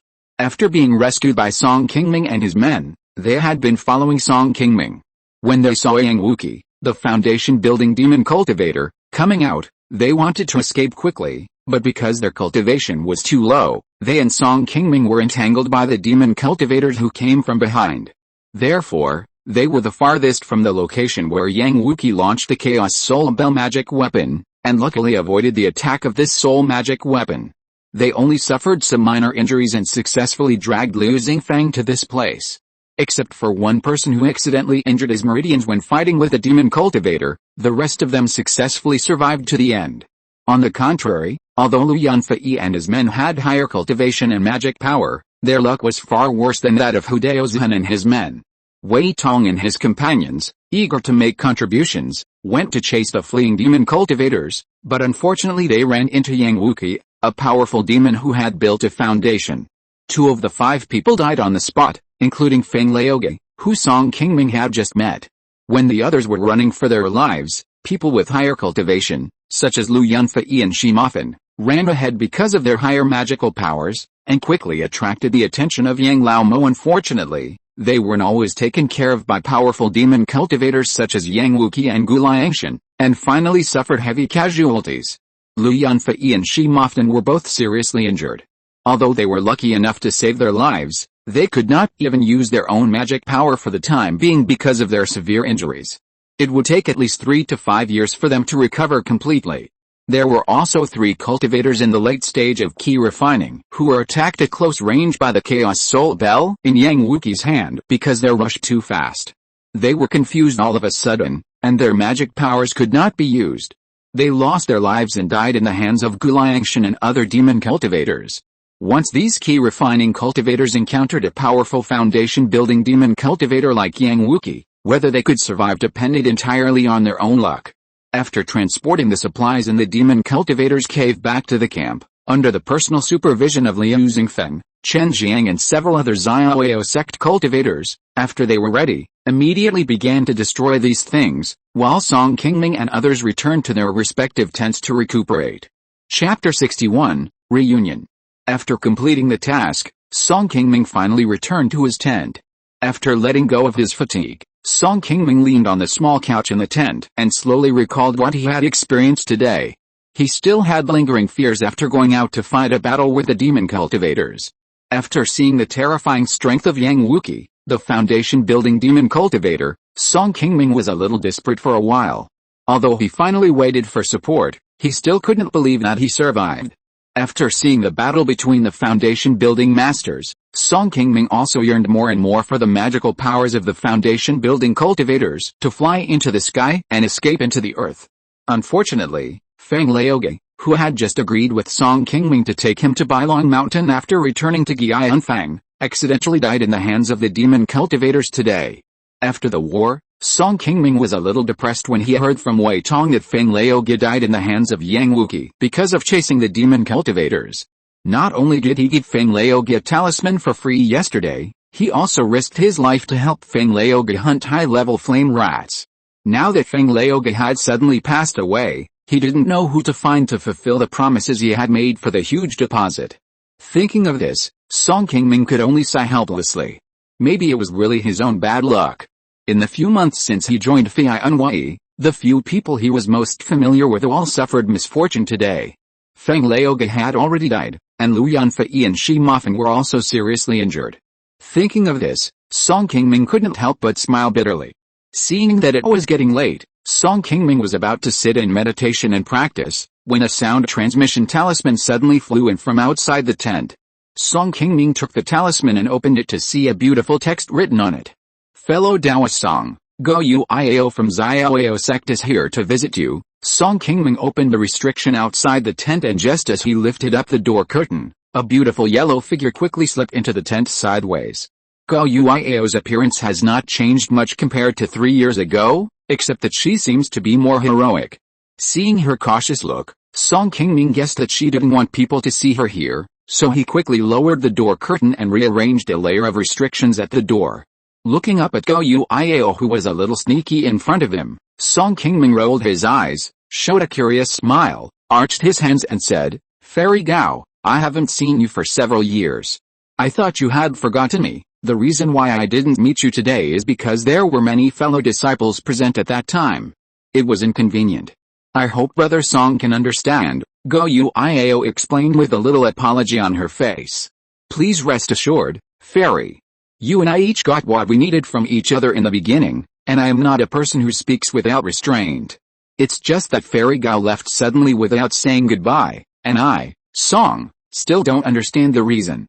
I don't know if I was not thoughtful enough in some way and neglected the fairy." After listening to Song Qingming's words, Gao Yuiao smiled brightly and said, "It was because I suddenly received a message from my master, asking me to rush back to the sect for something.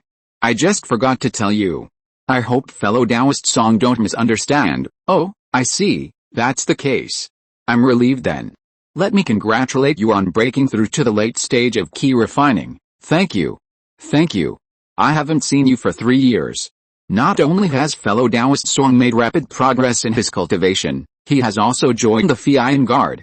I am somewhat impressed by you, seeing that Song Qingming broke through from the 4th level of Qi refining to the 6th level of Qi refining in just 3 years. Gao Yuiao thought that Song Qingming's spiritual roots should be that of a cultivator with 3 spiritual roots, and she couldn't help but look up to him. Song Qingming quickly shook his head and said with a smile, "Haha. It was also thanks to the help of the fairy that I was able to exchange for some more cultivation pills and save a lot of cultivation time. It's just opportunism. Compared with the fairy who broke through the late stage of Qi refining at a young age, I am still a long way behind. I also left my family not long ago to come to Gianfang for training. By chance, I was favored by Captain Liu, so I joined the Feian Guard. I didn't expect to encounter a foundation-building demon on my first mission. Several teammates who had been with me day and night died in front of me. It's really bad luck." Seeing that Song Qingming was a little discouraged about today's events, Gao Yuiao also quickly comforted him. "Exorcising demons and defending the way is a task assigned by the sect. Today you have killed a lot of demon cultivators. After the master reports to the sect, he will definitely record the merits and reward spiritual objects.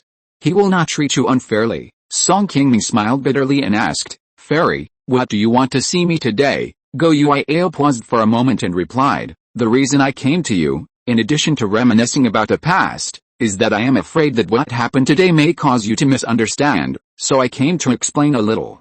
When I return to Qing County in the future, Yuiao still hopes to continue to be friends with fellow Taoist Song." Seeing Gao Yuiao's sincere look, Song Qingming's face was a little surprised. When he was in Qing County, Song Qingming also had some guesses about Gao Yuiao's identity. He always thought that she was a disciple of a certain alchemy master in Qinghefang. After Gao Yuiao had not come to Funiu Mountain for 3 years, Song Qingming also asked his 4th uncle about her news in Qinghefang. Unexpectedly, his 4th uncle, who was very familiar with Qinghefang and the family, had never heard of this person. Song Qingming then discovered that Gao Yuiao's identity might be a little unusual. But he never expected that Gao Yuiao was actually a disciple of Xiaoyao sect, and her status was far higher than Song Qingming had imagined. With Gao Yuiao's identity as a foundation-building disciple of Xiaoyao sect, she could actually look up to Song Qingming, a cultivator from a small family, which really surprised him. Seeing Song Qingming's puzzled look, Gao Yuiao hesitated for a moment and then explained, "Fellow Taoist Song, the reason why I came to Funiu Mountain is because I was also born in Qing County. I am a cultivator of the Gao family in Funiu Mountain in Qing County. Now you understand, right?" After hearing Gao Yuiao's explanation, Song Qingming suddenly realized it. No wonder she didn't let Song Qingming tell the clan leader that it was she who sold him the elixir. Like the Wang family that the Song family depends on, the Gao family in Funiu Mountain is also a foundation-building family in Qing County. As a cultivator of the Gao family, Gao Yuiao's transaction with the Song family, if the Wang family knew about it, it would probably cause some unnecessary trouble to both parties. Song Qingming only knew about Gao Yuiao's previous abnormalities until now, and then he nodded with relief and said, "It's an honor to meet Fairy Gao." After the two chatted for a few more words, Gao Yuiao got up and said goodbye. In the next few days, Liu Xingfang and the other two stayed in the camp, and Song Qingming and the others did not go out to explore the information of monsters. After the battle between the 11 guards and the demon cultivators, more than half of them were killed or injured. Even the captain Liu Yunfei had to return to Gianfang in a few days to recuperate. Song Qingming had learned from several Xiaoyao sect cultivators that Liu Xingfang was mobilizing the nearby Fian guards to come to the camp to replace the 11 guards. It seemed that he would also have to return to Gianfang in advance. If you're listening to this novel on a channel other than Fanfic World, it means they downloaded and uploaded it without effort. We cordially invite you to visit our channel, Mundo Fanfic Novelis. There you'll find the original version of this story and you can explore many other novels of various genres. We're waiting for you to immerse yourself in a world of incredible novels. Chapter 62 Chen Zuingsen. After 3 days of fighting with the demon cultivators, a group of cultivators finally arrived. Liu Xingfang had been waiting in front of the camp with several Xiaoyao sect cultivators. There were more than 30 cultivators in this group, led by 3 foundation building cultivators. Seeing the people coming, Liu Xingfang finally put aside her worries of the past few days. I didn't expect that it was you, Brother Chen, who came in person this time. The leader of the 3 foundation building cultivators was an old man with a rather amiable face. He was Chen Zuingsen, an 8th level foundation building cultivator sent by Xiaoyao sect to support them. The other 2 foundation building cultivators were one tall and one short. The tall one was named Yuan Xingtang, who was at the 6th level of foundation building. The other one was named Chu Yanlong, who was at the 4th level of foundation building and had been a cultivator for less than 30 years. Chen Zuingsen was dressed in an ordinary gray Taoist outfit and looked amiable, but he exuded the spiritual power pressure that only a genuine foundation building cultivator could have. Chen Zuingsen touched the beard at the corner of his mouth, smiled at Liu Xingfeng, and said, "Haha, junior sister Liu, you are too polite.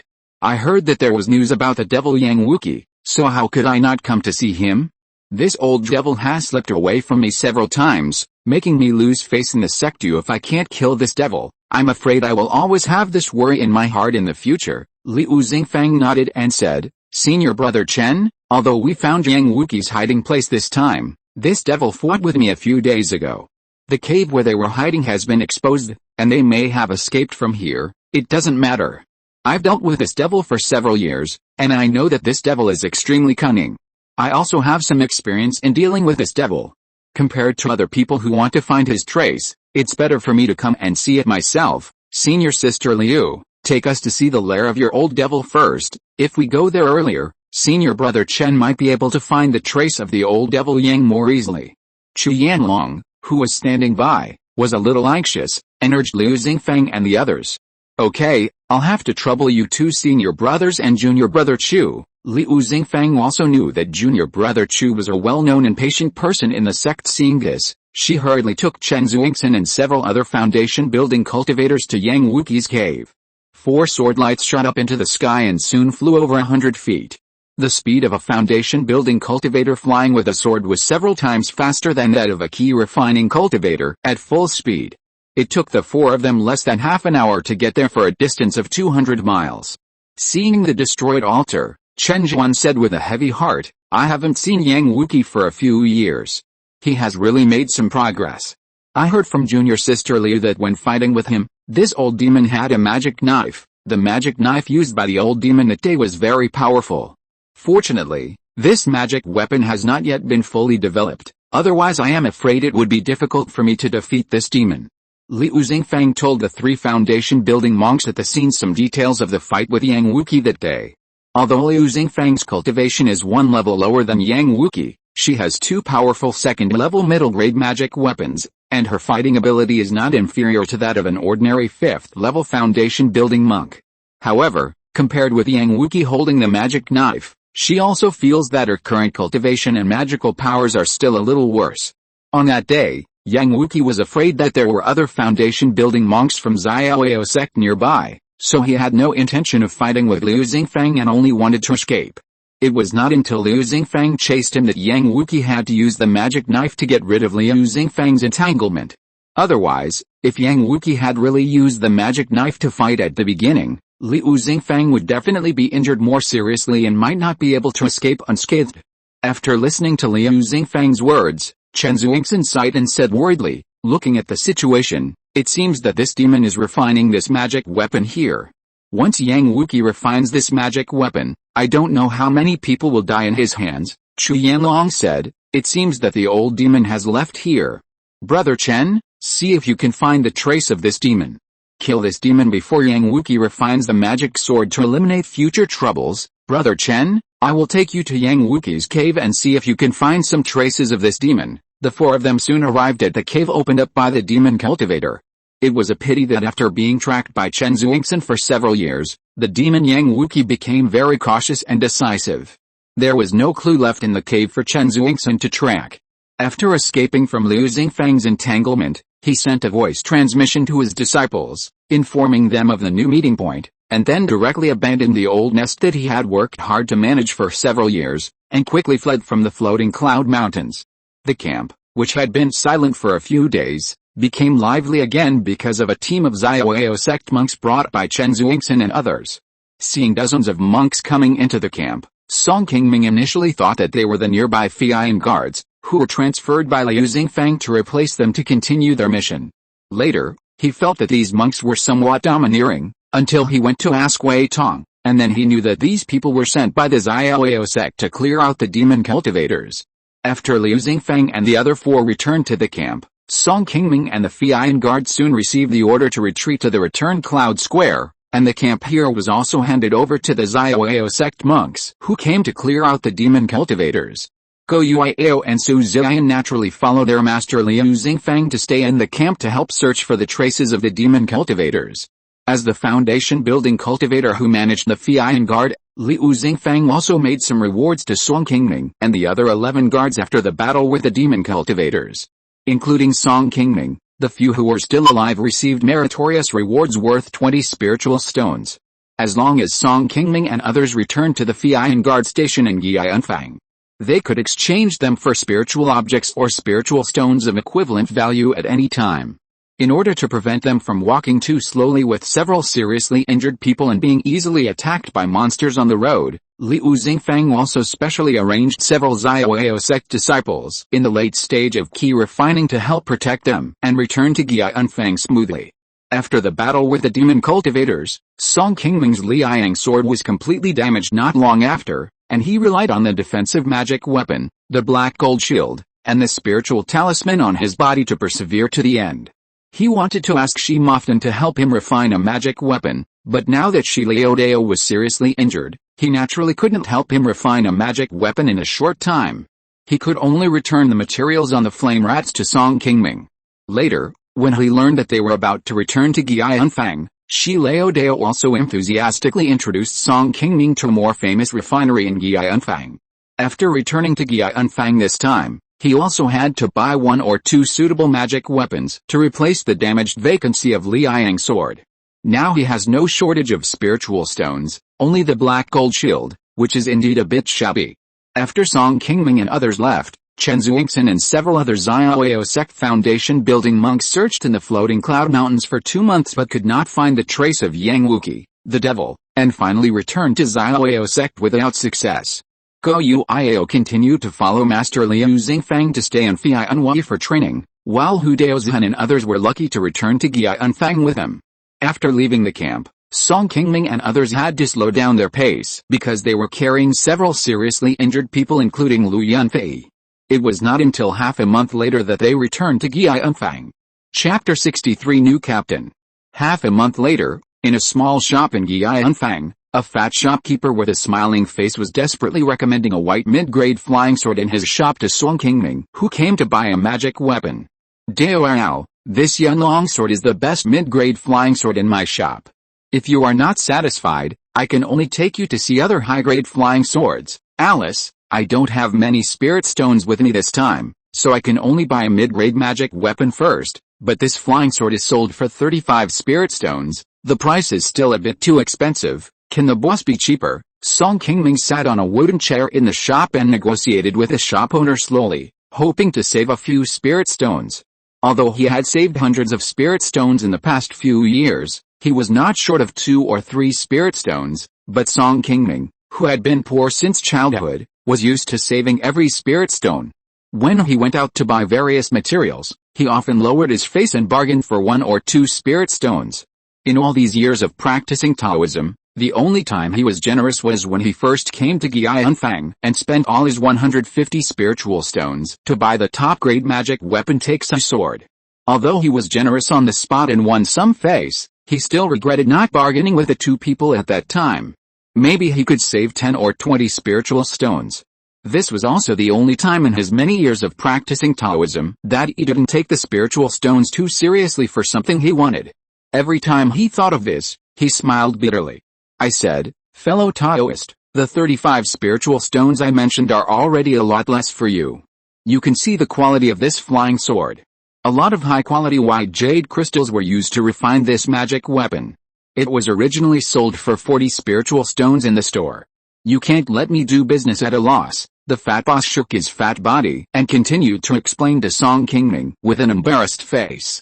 After paying the fat boss 32 spirit stones, Song Qingming bought a medium-grade magic weapon and walked out of the shop with the boss's smiling farewell. After returning to the Fian Guards base in Gianfang, Song Qingming's team of Fian Guards was unable to go out to perform tasks in the short term, so they got a period of vacation, and Song Qingming also began a relatively leisurely time. In the past half-month, Song Qingming, who lived in the market, ran through all the shops of Gianfang again, asking about the news of Funiu Mountain while purchasing all kinds of materials to prepare for the next task at any time. However, after running almost all over Gianfang, Song Qingming did not find out any useful information. Whether it was the boss or the clerk, when they heard the 3 words Funiu Mountain, they all behaved evasively and shook their heads. Fortunately, he successfully purchased a lot of useful materials this time, and also bought a lot of materials for making talismans. In the next mission, he can also make talismans in exchange for some spirit stones when he is free. Now, as his cultivation level is getting higher and higher, there are more and more places where he needs to spend spirit stones. Now when he's out, he needs to use spirit stones to purchase spiritual rice, elixirs, magic tools, etc. Even if he does not eat or drink and lives in Gianfang, he still needs to hand over 2 spirit stones to the market manager every month. Fortunately, Song Qingming returned from this mission. With a reward for completing the mission and the compensation for merits promised by Liu Xingfeng, Song Qingming received a total of more than 40 spirit stones. In addition, he and Feng Laoga went to hunt a high-level monster and got about 20 spirit stones. In the nearly 3 months of this trip, Song Qingming earned a total of nearly 70 spirit stones. Minus his damaged Liang sword and the dozen or so spirit talismans he used, there is still a net income of 30 spirit stones, which is much more than his income from a year of stationing in Lingyuan Mountain. Seeing piles of spirit stones entering the storage bag, Song Qingming was also in a much happier mood. Although it seems that Song Qingming earned a lot of spiritual stones this time, it is also because the missions carried out by Funiu are indeed more dangerous. Higher income also comes with greater dangers. Going deep into the floating cloud mountains and exploring those unknown monster territories is often prone to encounter some unimaginable dangers. For example, this time, only half of the 16 cultivators of their 11th guard returned to Gianfang intact.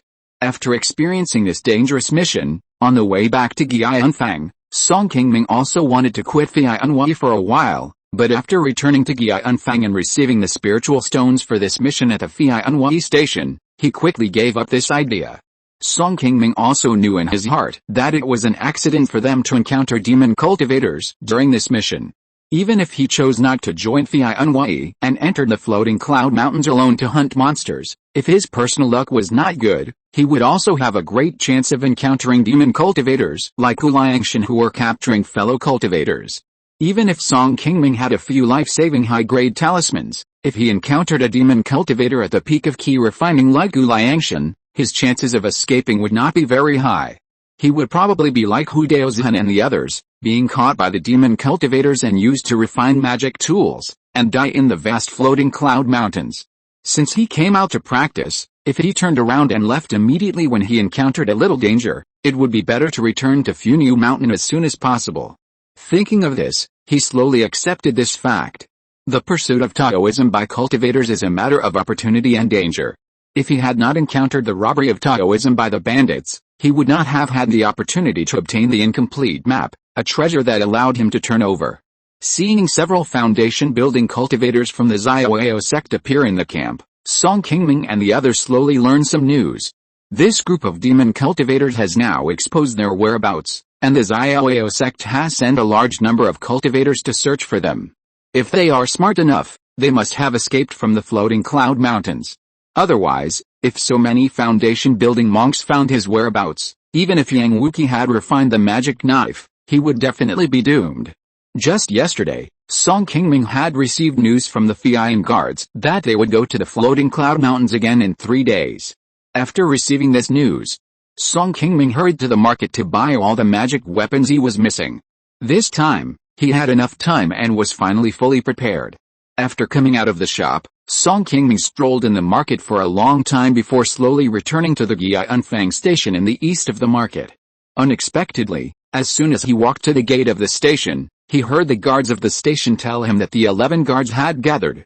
Song Qingming hurried to the gathering place in the backyard of the Fian guard station. When he arrived in the backyard, Song Qingming saw that more than a dozen monks had gathered in the yard, and they were gathered in 2s and 3s in the yard to talk about something. Song Qingming looked at the scene. In addition to the original 611 guards monks including Jia Sixing, there were also several monks wearing Taoist robes of Xiaoyao sect. These monks looked relatively young, and there was a hint of arrogance in their eyes when they looked at Song Qingming and other monks. After approaching and chatting with several monks he knew, he learned that these monks were also disciples of Xiaoyao sect who came to Gianfang to train. They were probably going to go to Funiu Mountain with them this time. After more than half an hour, 15 or 16 monks had gathered in the courtyard, and a woman in red came out of the courtyard. When everyone saw the person coming, including Song Qingming, there was a hint of surprise on their faces.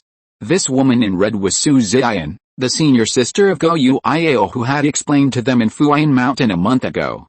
When they fought with the demon cultivators that day, it was the two of them and Liu Xingfeng who arrived in time to save the lives of Song Qingming and his group.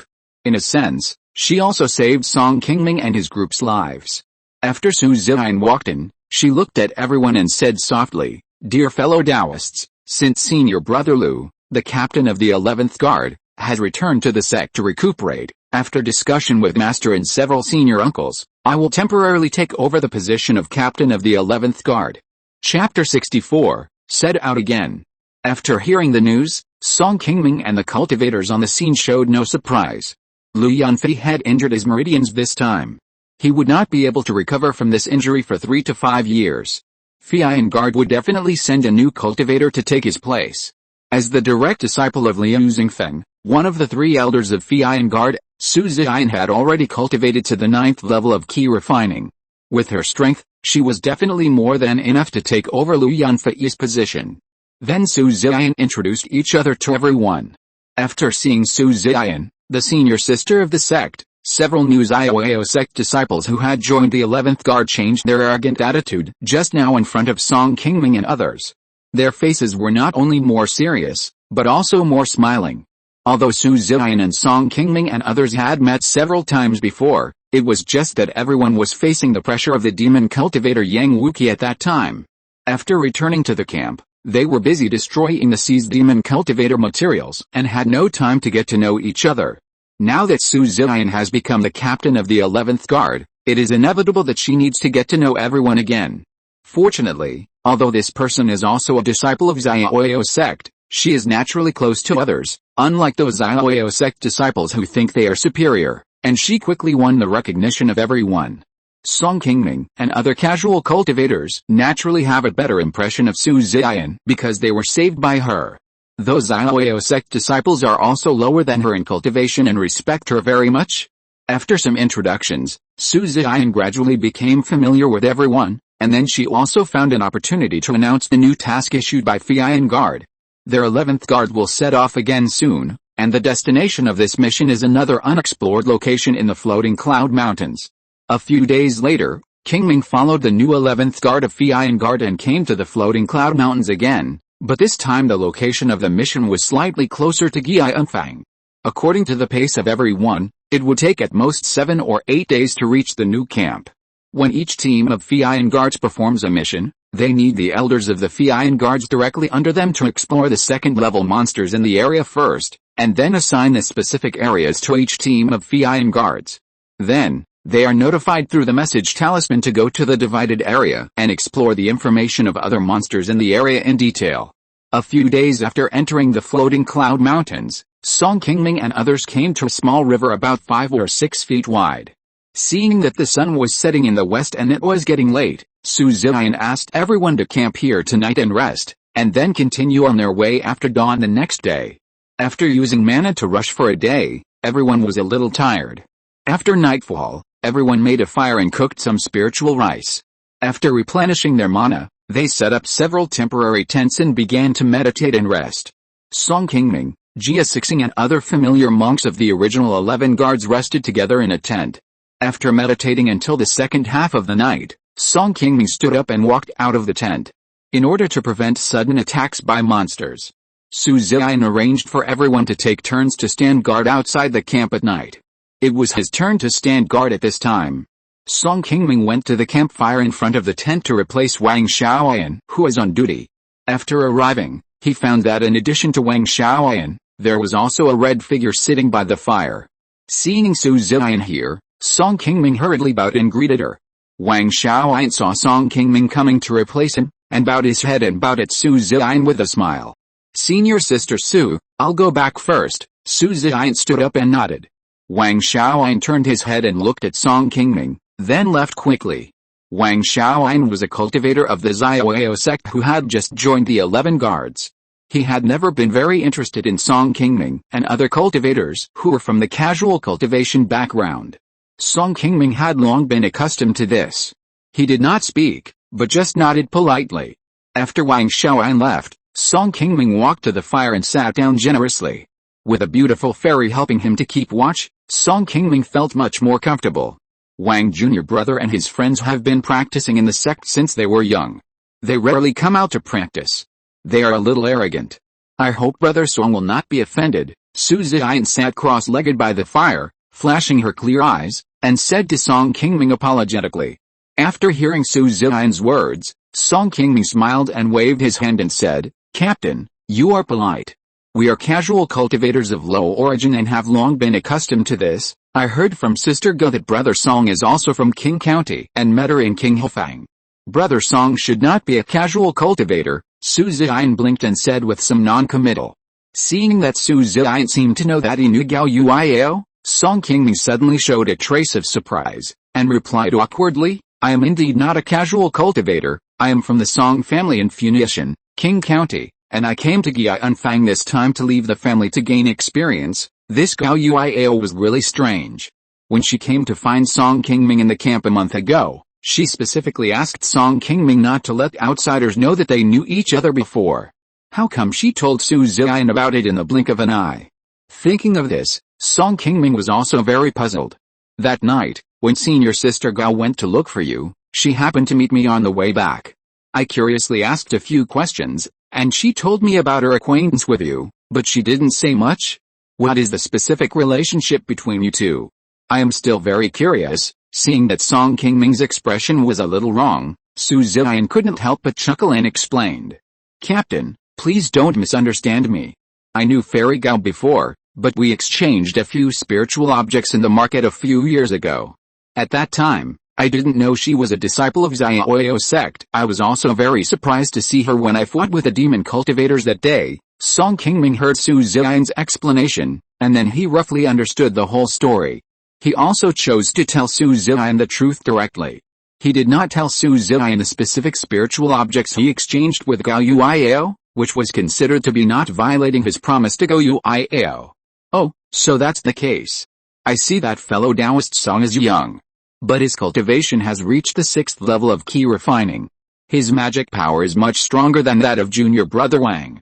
I don't know which method fellow Taoist is practicing. Haha. The method I practice is the Qinilju passed down in my family. There is nothing special about it. But Fairy Gao's cultivation has reached the 9th level of Qi Refining. I guess it won't be long before I call you a senior." Faced with Su Ziyan's somewhat curious questioning, Qingming really didn't dare to answer too much, so he could only carefully change the subject. "Although I have cultivated to the 9th level of Qi Refining, my magic power has not yet been polished to the peak of Qi Refining, and I am still a little short of the foundation building.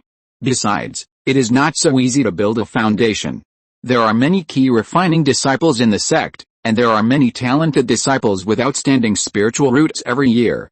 But not everyone has the opportunity to exchange for foundation building pills. My spiritual root aptitude can only be considered average, and even senior sister Gao has better spiritual roots than me. Su Ziyan sighed and shook her head and said, Captain, as the direct disciple of Elder Liu will not ignore your path, right? I think when the captain builds his foundation, Elder Liu will definitely speak for you, then I will borrow your good words. Su Ziyan suddenly smiled at him, and Song Qingming was stunned. Chapter 65, A Ray of Hope. The two sat facing each other around the fire, and time passed quickly without them noticing. As Song Qingming and Su Ziyan were talking, a white light gradually appeared in the sky. Seeing that the sky was already slightly bright, Su Ziyan said hello to Song Qingming and stood up to return to the camp. After walking a few steps, she suddenly stopped, as if she had thought of something, and turned to ask Song Qingming seriously. Fellow Taoist Song, I have something else to ask you. I heard from junior brother Wei Tong a few days ago that you had a good relationship with fellow Taoist Feng who died at the hands of the evil cultivator. I wonder if you know his relatives and descendants in the market town, fellow Taoist Feng? You are talking about old ghost Feng, right?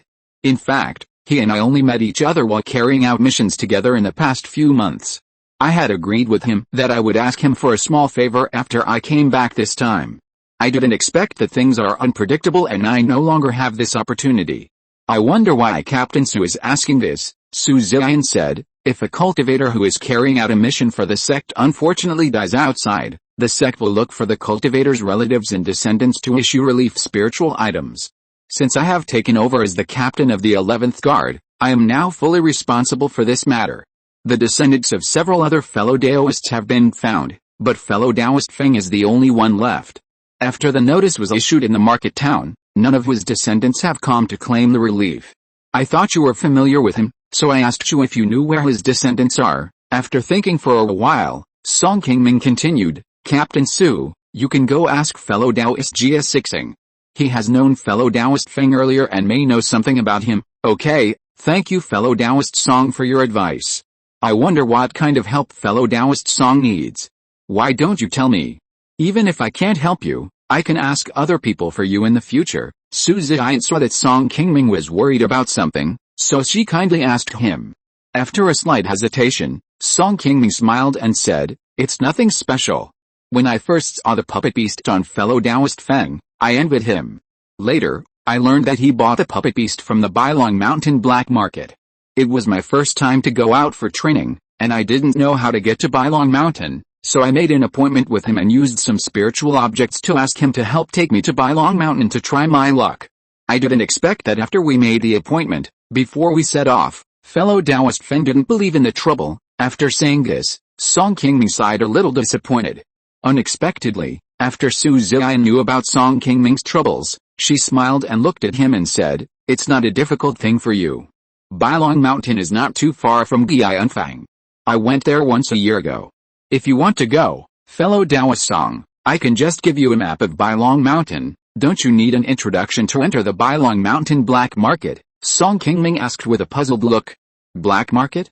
Bailong Mountain is just a market smaller than Gianfang, so it can't be considered a black market. Who did you hear this from? After I came back this time, I also asked many shops in the market about this matter. I didn't expect that no one knew about Bailong Mountain. I think that place is so mysterious. It must be a black market. Su Ziyan laughed and said, it's normal that you can't get any information about Bailong Mountain. The Bailong Mountain market was not established by our Xiaoyao sect. It is in competition with our Gianfang. The elders of the sect have long issued an order in the market, forbidding people to talk about things related to Bailong Mountain in the market. The time I went to Bailong Mountain, I actually went there secretly with senior sister Gao without telling master. Don't tell anyone about this, lest senior sister Gao finds trouble with you in the future. After talking with Su Ziyan, Song Qingming finally knew the specific situation of Bailong Mountain. After hearing the end, he couldn't help but touch his forehead.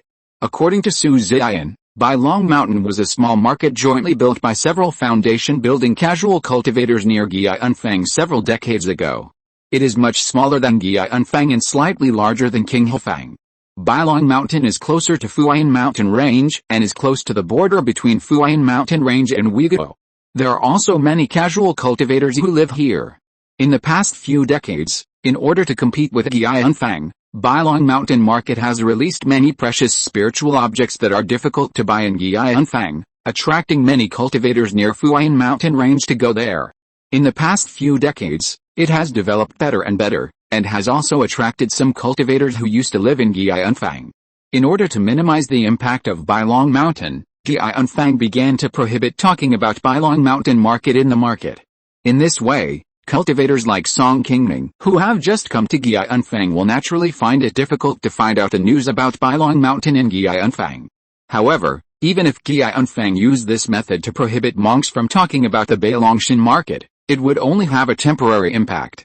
For example, Qingming, who has been in the market for at most half a year and has met some acquaintances, will naturally be able to easily find out the news about Bailongshan. At the beginning, Old Man Qi and Old Ghost Feng deliberately described Bailongshan as a black market in front of Qingming. In fact, they just wanted to take advantage of the information gap and get some benefits from Qingming. However, although these two people got some benefits, one is now dead and the other is almost half dead. Qingming was a little bit amused and sad about this. After getting the map of Bailongshan from Su Ziyan, Qingming was grateful to her. After Old Ghost Feng died, Qingming could not find any news about Bailongshan in Gianfang. He was a little disappointed for a while. Unexpectedly, after meeting Su Ziyan today, things suddenly took a turn for the better. After dealing with Su Ziyan in the past few days, Qingming also found that she gave him some different feelings. Although Su Ziyan is also an inner disciple of Xiaoyao sect, she is not like most of the Xiaoyao sect monks who look down on these monks from small families. Even when facing Qingming, whose cultivation is much lower than hers, Su Ziyan treats him with courtesy and never despises him. Unconsciously, Qingming also has some good feelings for her. After giving the map of Bailong Mountain to Qingming, Su Ziyan returned to the camp and directed everyone to pack up and continue on their way. After walking for another 3 days, everyone came to the area assigned for this mission. This time, because the 11 guards monks had just suffered a heavy blow, the newly joined Xiaoyao sect disciples still lacked experience, and Liu Xingfeng, who arranged the task, specially allocated a safer area for them. This mission lasted for more than 2 months, and everyone did not encounter any major crises. Only a few times, the newly joined Xiaoyao sect disciples accidentally provoked a few difficult high-level monsters, and the situation was a bit embarrassing. However, after they sent out a distress signal, Su Ziyan quickly took action and easily resolved the situation. No one was injured until they returned to Gianfang to rest. The original captain of the 11th Guard, Lu Yanfei, assigned tasks casually and never left the camp except for necessary support. In contrast, Su Ziyan, who took over, acted much more meticulously. He would carefully consider the candidates when assigning tasks, and would often go to the vicinity of their mission area to protect and guide those monks with less experience. More than 2 months later, Qingming and his team, who had completed the task smoothly, returned to Qinghefang again. After this mission, they also got more than half a month of rest time. Qingming, who returned to Gianfang again, did not rush to Bailong Mountain. Instead, he began to sit in the Funiu station all day, contrary to his usual behavior. Chapter 66 Thunder Tiger Puppet Beast. In the Good Merit Pavilion of Gianfang, Qingming was holding several Immortal cultivation books in his hands with a focused look, reading with great interest and tirelessness. During the 2 months of this mission, Qingming got a lot of information from Su Ziyan that he didn't know before. Now he knows that the good merits obtained by the Funiu guards from performing missions can not only be directly exchanged for spiritual stones in the Good Merit Pavilion, but also exchanged for various spiritual objects on the second floor of the Good Merit Pavilion. In the Good Merit Pavilion of Gianfang, a lot of spiritual objects and various books have been accumulated over the past few hundred years. These spiritual objects are the accumulation of Gianfang for thousands of years. Some of them, such as the introduction of various monsters and spiritual medicines in the floating cloud mountains, are the information that Funiu guards of all generations have continuously explored and summarized and entered into the Good Merit Pavilion. Some of the cultivation manuals and instruments are obtained by the monks stationed in Gianfang, who killed foreign enemies and wanted bandits. There are also some materials such as elixirs, spiritual talismans, and spiritual medicines, which are specially placed in the Good Merit Pavilion by Qi Anfang to reward those who have made contributions to the market. However, items related to the inheritance of the core skills of Xiaoyao sect will not appear in the Good Merit Pavilion of Qi Anfang.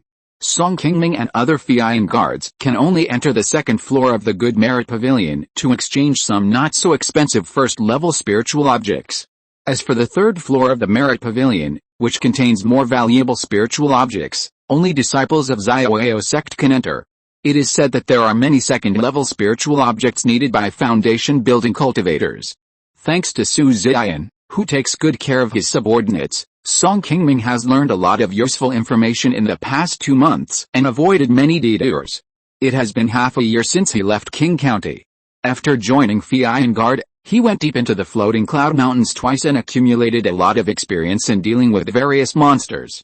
With sufficient preparation, he made a lot of spiritual talismans in his free time in the camp during the mission this time.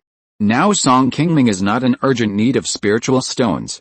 So he simply used his merits to exchange for various immortal cultivation books on the second floor of the Good Merit Pavilion. After flipping through a formation book in his hand, Song Qingming put the other books back on the bookshelf, picked up this formation book, and walked to the management monk at the staircase of the second floor of the Merit Pavilion. The one who managed the second floor of the Good Merit Pavilion was an old man with a relatively simple appearance. Looking at the formation book that Song Qingming placed on the table, the old man narrowed his eyes and smiled at Song Qingming and asked, "Song Xiaoyao, do you want to burn this book or just borrow it?" "No need to burn it, just borrow it for 2 days, directly use the merits as collateral, and return it after 2 days." In the more than half a month since he came back to rest, Song Qingming was basically immersed in the second floor of the Merit Pavilion. Even the Xiaoyao sect monk who managed this place was very familiar with him. Although there are many books and skills here, they are not precious things. Most of them can be found in the market as long as you are willing to spend some time. The martial arts books on the second floor of the Good Merit Pavilion were also allowed to be burned and taken away by the Fian guards. However, the number of merits required for burning and borrowing was several times different.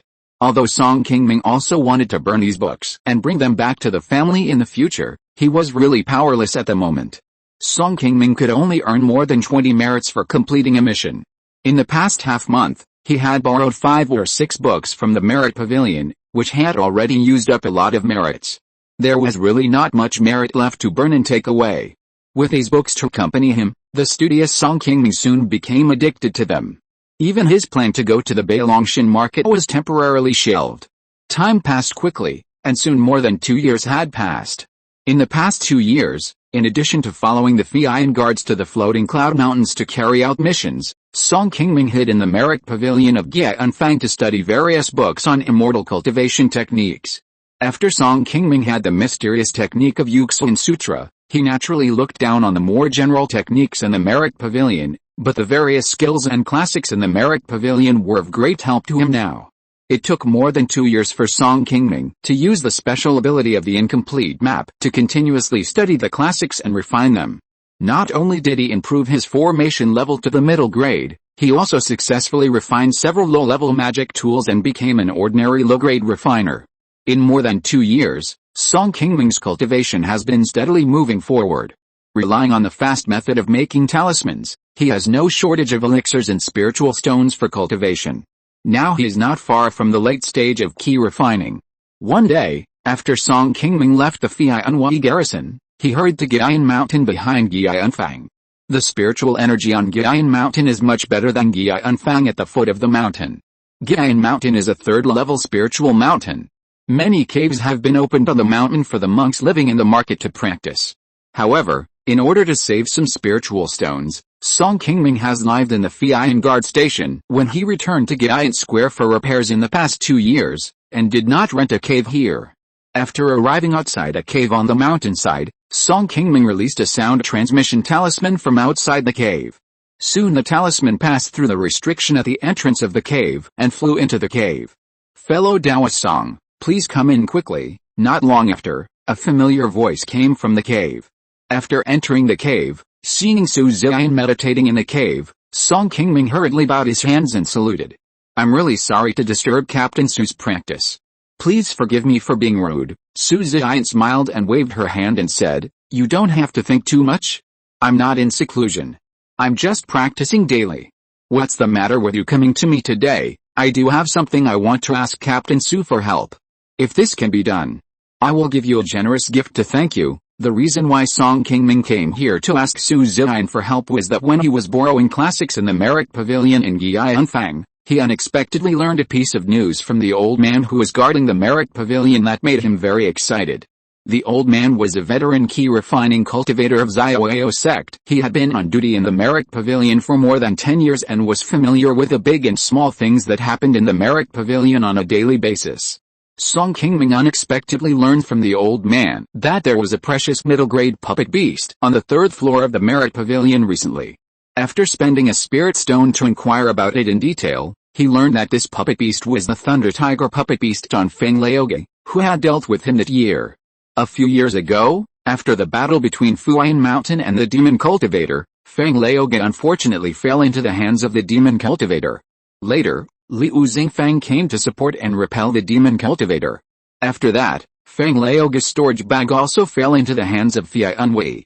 Originally, the monk of Fei Unwei died while performing a mission. Fei Unwei was looking for the descendants of this monk to provide compensation and exchange storage bags. It's a pity that Feng Laoge has no relatives and descendants in Gianfang. Gianfang sent monks to explore for several years and finally found only a few of his mortal relatives. Facing these mortals, Gianfang naturally could not return these spiritual objects to them. For the time being, it can only use some secular gold and silver for compensation.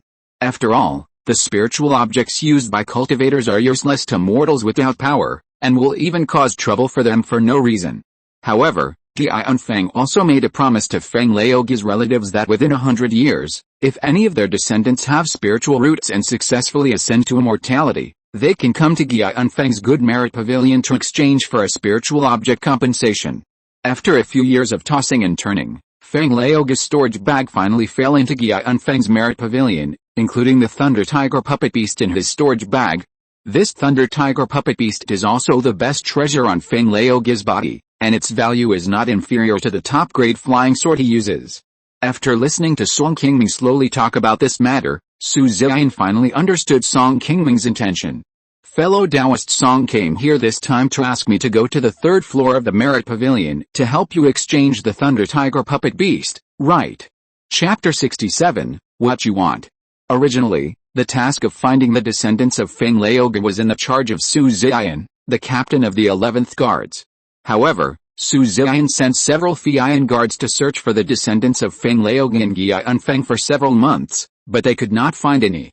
Song Qingming, Jia Sixing and others who were familiar with Feng Laoge and the 11th Guards were familiar with the old man, but no one knew the specific situation of his relatives and descendants.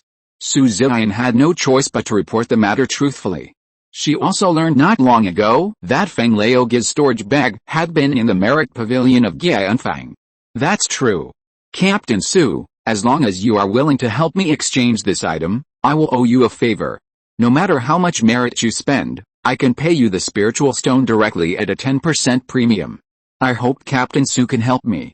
Qingming will be grateful. Su Ziyan nodded gently, and then said softly, we have been friends for several years.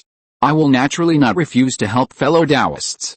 But you also know that the spiritual objects in the Merit Pavilion need to be exchanged with their own merits and good deeds. Although I have saved a little merit in the past few years, I don't know if it is enough to exchange for the spiritual object. Now I can only say that I will do my best. This is natural. If I can't successfully exchange this puppet beast this time, I can only say that I have no chance with this thing. I will go to Beilongshan Market to have a look when I have a chance, Song Qingming said calmly. Seeing that Su Ziyan agreed to help very readily, Song Qingming also put down a trace of worry in his heart. With her help, the chances of success will be greatly increased. Ever since he saw the power of Feng Laoge's Thunder Tiger puppet beast, Song Qingming has always been very envious. Now that he has a chance to get this thing, he is naturally very concerned about it and has no hesitation to ask Su Ziyan for help. The value of this puppet beast on the market is equivalent to a top-grade magic weapon. However, this kind of rare spiritual object is generally more popular as long as it appears. In order to get it this time, Song Qingming did not hesitate to ask Su Ziyan for help. Not only did he have to spend more than a dozen spirit stones, but he also owed her a favor. Even so, Song Qingming did not hesitate at all. As soon as he heard the news about the Thunder Tiger puppet beast, he rushed to Su Ziyan without thinking too much. As expected, as soon as Song Qingming thought, the Thunder Tiger puppet beast appeared in the Merit Pavilion, and soon it attracted the attention of many people. After some wealthy cultivators in the middle stage of Qi Refining learned about this news, they began to run around and ask people to help them exchange this thing in the Merit Pavilion. The middle-grade puppet beast is not very helpful to the cultivators in the late stage of Qi Refining. Generally, cultivators in the late stage of Qi Refining will definitely not spend spirit stones to buy this thing. As for those cultivators in the middle stage of Qi Refining, it is not easy for them to obtain merits. It is difficult for them to exchange so many merits for this thing at once. They can only spend more spirit stones like Song Qingming to entrust those cultivators in the late stage of Qi Refining who have enough merits to help. But what they didn't expect was that they finally found someone willing to help, and when they arrived at the Merit Pavilion, they found that the Thunder Tiger puppet beast had already been exchanged for someone. They couldn't help but shake their heads and stamp their feet and sigh. Half a day later, in the Funiu garrison, looking at the 3-inch white tiger puppet in his hand, Song Qingming handed a bag of spirit stones to Su Ziyan with a happy face. "Thank you for your help, Captain Su. If there is a place where I need you in the future, as long as I can, Song will do my best to help." Su Ziyan nodded and smiled, took the spirit stone and put it in the storage bag, and soon said goodbye and left. After Su Ziyan left, Song Qingming returned to the house where he lived, took out the Thunder Tiger puppet beast, and began to study it. This time, it was also a coincidence that he got this puppet beast. If it weren't for the old man who was in charge of the Merit Pavilion who mentioned it to him, Song Qingming would naturally find it difficult to know the news of the Thunder Tiger puppet beast in advance, and he would not be able to ask Su Ziyan to help him exchange it. When Su Ziyan arrived at the Merit Pavilion, this thing had just been placed on the 3rd floor of the Merit Pavilion for less than a day, and not many people knew about the existence of this puppet beast. Seeing that this Thunder Tiger puppet beast only required 110 points of merit, Su Ziyan decisively helped Song Qingming exchange it. Afterwards, Song Qingming also gave Su Ziyan 10 more spirit stones as her hard work fee as agreed. After getting this Thunder Tiger puppet beast, Song Qingming began to hide in the house to study and refine this thing. It was not until 3 days later that he walked out of his house with a smile on his face. It took Song Qingming 3 days to successfully refine the Thunder Tiger puppet beast. In order to test how powerful the puppet beast could be after his own sacrifice, and in order not to attract other people's attention, Song Qingming deliberately walked out of Jianfeng and found a secluded place around the market. After installing the spirit stone on the puppet beast, Song Qingming shot out a spiritual light and released the Thunder Tiger puppet beast in his hand. After the puppet beast was in the air, it instantly turned into a 10-foot-long white tiger. The white tiger puppet had a flash of spiritual light in its eyes, opened its mouth and sprayed a lightning light at a tree more than 10 feet away. The lightning light flashed quickly and hit the tree in an instant. There was only a loud noise, and a tree that was difficult for 2 people to hug squeaked and fell to one side. There was a loud rumble, shaking up the dust on the ground. Seeing the thunder power of the Thunder Tiger puppet beast, it was almost the same as when he saw Feng Laoge operating it that day. Song Qingming collected the puppet beast on the ground with satisfaction. If the cultivator operated this Thunder Tiger puppet beast properly, it would be equivalent to having an ordinary helper of the 5th level of Qi Refining. With the help of this puppet beast, his current fighting ability is almost the same as that of Feng Laoge. Now, when Song Qingming faces the same level of demon cultivators or monsters, he basically does not worry about not being able to fight. Even if he faces those high-level monsters in the late stage of Qi Refining, even if he still can't beat them, he doesn't have to worry too much about getting away. With the help of this thing, his current fighting ability has instantly improved a lot. Of course, puppet beasts also have some inherent defects. The core of the puppet beast is driven by spirit stones. Although his Thunder Tiger puppet beast is not of high grade, it also consumes a spirit stone for 1 hour of use. It is best not to use this thing normally, otherwise it will easily make the cultivator himself poor if used too much. Secondly, using puppet beasts all the time also consumes one's spiritual consciousness. For people like Song Qingming who have not practiced special spiritual consciousness techniques, Once they use puppet beasts for a long time, it is easy to overconsume his spiritual consciousness energy. Once the spiritual consciousness is overconsumed, the cultivator will slowly fall into coma, which is very easy to make oneself become a cultivator who died unjustly when fighting against the enemy on the battlefield.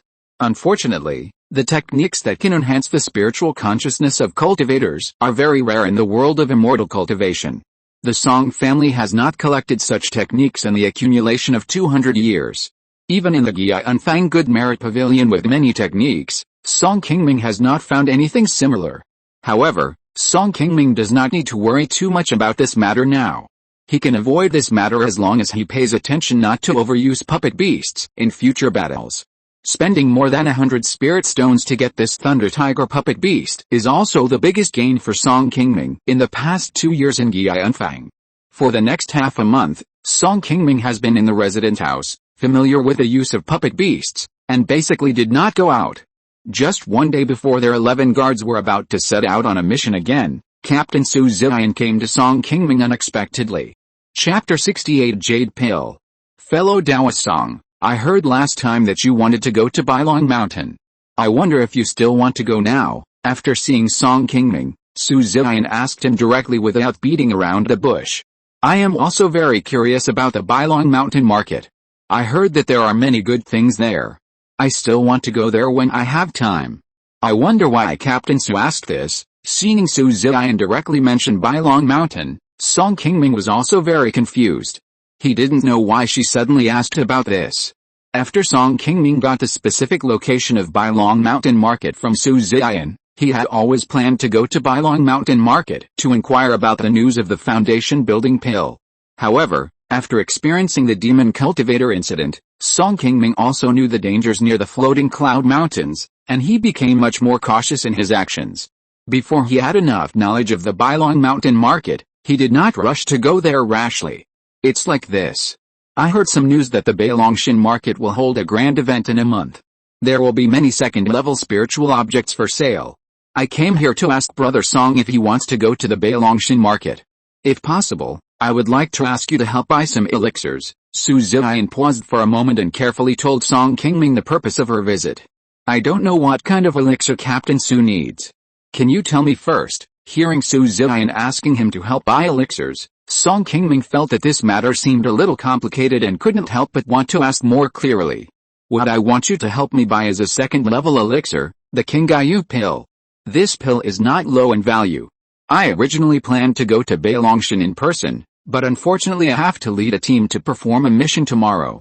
I really can't split myself, so I came to ask Brother Song. Qingyu pill is a second-level low-grade elixir that has the effect of regulating the spiritual energy of the meridians in the body. This kind of elixir will have some auxiliary effect when a cultivator uses one when building a foundation. Although the green jade pill is not a very expensive item among the second-level elixirs, it can be said that every cultivator who wants to build a foundation must fight for this pill because it can assist the cultivator in building a foundation. It has always been a very rare spiritual object in the market. Even the wealthy Xiaoyao sect does not have much inventory of this pill. Once an alchemist refines this pill and enters the sect's Good Merit Pavilion, it will be exchanged out in a few days. Su Ziyan wants to buy this pill, which must be for the purpose of building a foundation. If she can get the foundation building pill, with the help of the green jade pill, the probability of building a foundation will definitely increase. Su Ziyan has been practicing to the 9th level of Qi Refinement for almost 5 years. Her cultivation is already very solid. In addition to her 3 spiritual roots, in Song Qingming's view, although Su Ziyan's probability of building a foundation is not as good as that of a second spiritual root cultivator like Yao, there is also a 40% chance that she can successfully build a foundation in one go. Maybe in a few years, Song Qingming will call Su Ziyan a senior. Since I already owe Captain Su a favor, I will not miss this opportunity to repay him. However, I don't have many spirit stones on me. The pill Captain Su wants to buy will cost at least 300 spirit stones. I don't know how to solve this problem. When Su Ziyan heard that Song Qingming had agreed to this, a gleam of light flashed in her eyes. She took out a storage bag with a smile and handed it to Song Qingming. There are 300 spirit stones in it. If it's not enough, you can help fill it up first. I will return it to you when you come back. Do you think this is okay? Give me so many spirit stones. Aren't you afraid that I will take the spirit stones and not come back? Song Qingming said jokingly after taking the spirit stones from Su Ziyan. After hearing this, Su Ziyan's smile suddenly disappeared. Then he opened his eyes wide, looked at Song Qingming seriously and said, "We have known each other for almost 2 years. Of course, I trust Song Daoyao very much. Besides, Qing County is not too far from Gianfang, so it is not too troublesome to go there. If Song Daoyao does not come back to find me, then I can only go to Qing County to find you." After hearing Su Ziyan's answer, Song Qingming couldn't help but feel a chill, and smiled helplessly. Sure enough, Go Yuiao had already sold his identity upside down. After handing the spirit stone to Song Qingming, Su Ziyan took the 11 guards to the floating cloud mountains to perform the mission the next day. A few days later, Song Qingming also quietly left Gianfang with a light outfit. Song Qingming, who was walking on the road, couldn't help shaking his head. He really didn't expect that he had just owed Su Ziyan a favor, and it would be time for him to repay it in a few days. However, the reason why he chose to agree to Su Ziyan was not entirely because of this matter. Originally, he was planning to go to the Bailong Mountain market, but he always felt that his fighting ability was average, and it was not safe to go there alone. He wanted to wait for a year or two, and then go to Bailong Mountain after he broke through the late stage of Qi refining. Now that he accidentally got the Thunder Tiger puppet beast, he has improved his fighting ability a lot, and he has the confidence to go alone. Even if Su Ziyan doesn't come to find him, he will choose to go to Bailong Mountain in half a year at most. The distance between Bailong Mountain Market and Gianfang is about 2,000 miles. With Song Qingming's speed as a Qi refining cultivator, it takes at least half a month to go back and forth. Going there is not an easy thing for Song Qingming. After Song Qingming's understanding of many aspects in the past year, he has almost understood some specific information about Bailong Mountain Market, and he has some confidence in his heart. On the surface, Bailong Mountain Market was jointly established by several foundation-building casual cultivators of Uyghur. In fact, the reason why they were able to establish a market near the floating cloud mountains to compete with Gianfang for interests is that they also have the support of giant cultivators behind them. Among the several foundation-building casual cultivators who established a market in Bailong Mountain, one of them, Lin Yudang, was the 6th disciple of Chen Jinlian, a casual cultivator of Jinden in Uyghur. It is said that the real master behind this market is Chen Jinlian, a Jinden cultivator who has been famous in Uyghur for hundreds of years. It is not easy for casual cultivators to practice due to the lack of resources. Those who can practice to a high level are all people with excellent talents and luck. There are at least tens of thousands of casual cultivators in the entire Uyghur, and there are only 2 casual cultivators in the Jinden stage. One of these 2 people is Li Zianayan, a genius casual cultivator who formed a Jinden before the age of 100, and the other is Chen Jinlian, a veteran Jinden cultivator who has formed a Jinden for more than 300 years. After leaving Gianfang, Song Qingming walked west for 2 days and slowly entered a mountainous hilly area. Unlike Gianfang, the terrain here is flat, and there are hills of different heights everywhere. This is almost like leaving the sphere of influence of Gianfang and entering a more chaotic area in the north of Uyghur. This area borders the floating cloud mountains, and is considered a place in the northwest of Wei state where various forces are intertwined. It is normal for all kinds of independent cultivators, bandit cultivators, and even demon cultivators to appear here. Song Qingming also met many cultivators coming and going along the way, but there were all kinds of people here, and he didn't dare to have too much contact with those cultivators alone. After walking for 8 days with great caution, Song Qingming finally saw a tall sacred mountain that towered into the clouds. The top of the mountain had been inserted into the white clouds and became one with the white sky. From the looks of it, this should be Bailong Mountain. If you're listening to this novel on a channel other than Fanfic World, it means they downloaded and uploaded it without effort. We cordially invite you to visit our channel, Mundo Fanfic Novelis. There you'll find the original version of this story and you can explore many other novels of various genres. We're waiting for you to immerse yourself in a world of incredible novels. Chapter 69, Bailongshan Conference. After handing over a spiritual stone at the gate of the market, Song Qingming quickly entered the Bailongshan market. Although there were many guards at the gate of the market, their inspection was unexpectedly lax. Not to mention verifying the identity of the registered monks, they were even too lazy to issue the identity tokens of the monks. When Song Qingming walked into the market, he couldn't believe that this was the famous Beilongshan market. He didn't understand why the managers here were so casual. Beilongshan market was only slightly larger than Qinghefang. There were 2 rows of shops on the same street, but the east-west street was much longer than Qinghefang. There were about 200 shops in the whole market. However, it looked much more prosperous than Qinghefang. The large number of monks coming and going on the street made Song Qingming, who was in Beilongshan market, feel like he was back in Gianfang. It took Song Qingming a lot of time to get to Beilongshan market. Now he was a little tired after traveling for 7 or 8 days. He wanted to find an inn to stay in the market. Seeing the people all over the street, Song Qingming walked around the street, asked for some information, and then walked directly to an inn in the middle of the street. The inn was unusually lively and noisy. There were already many cultivators in the inn talking to several waiters. It seemed that they were all cultivators who had just arrived here. Song Qingming looked around the inn and found that a waiter in front had just served a guest. Seeing that the waiter sent the guest to the back hall with a smile on his face and handed him over to another cultivator in the inn, Song Qingming hurried over without hesitation. After arriving next to the waiter, Song Qingming immediately asked directly, "Fellow Taoist, please ask if there are any vacant caves on the mountain for short-term rental." This waiter was also a cultivator. Although he looked no younger than Song Qingming, his cultivation was still low. He was only at the 3rd level of Qi Refining. At first glance, he was a person with no hope of becoming a Taoist with a spiritual root.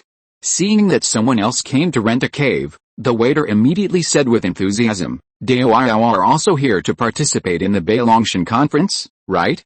Fortunately, you came early. There are still many vacant caves on the mountain. However, even if the caves here are rented for a short period of time, they must be rented for at least 1 month.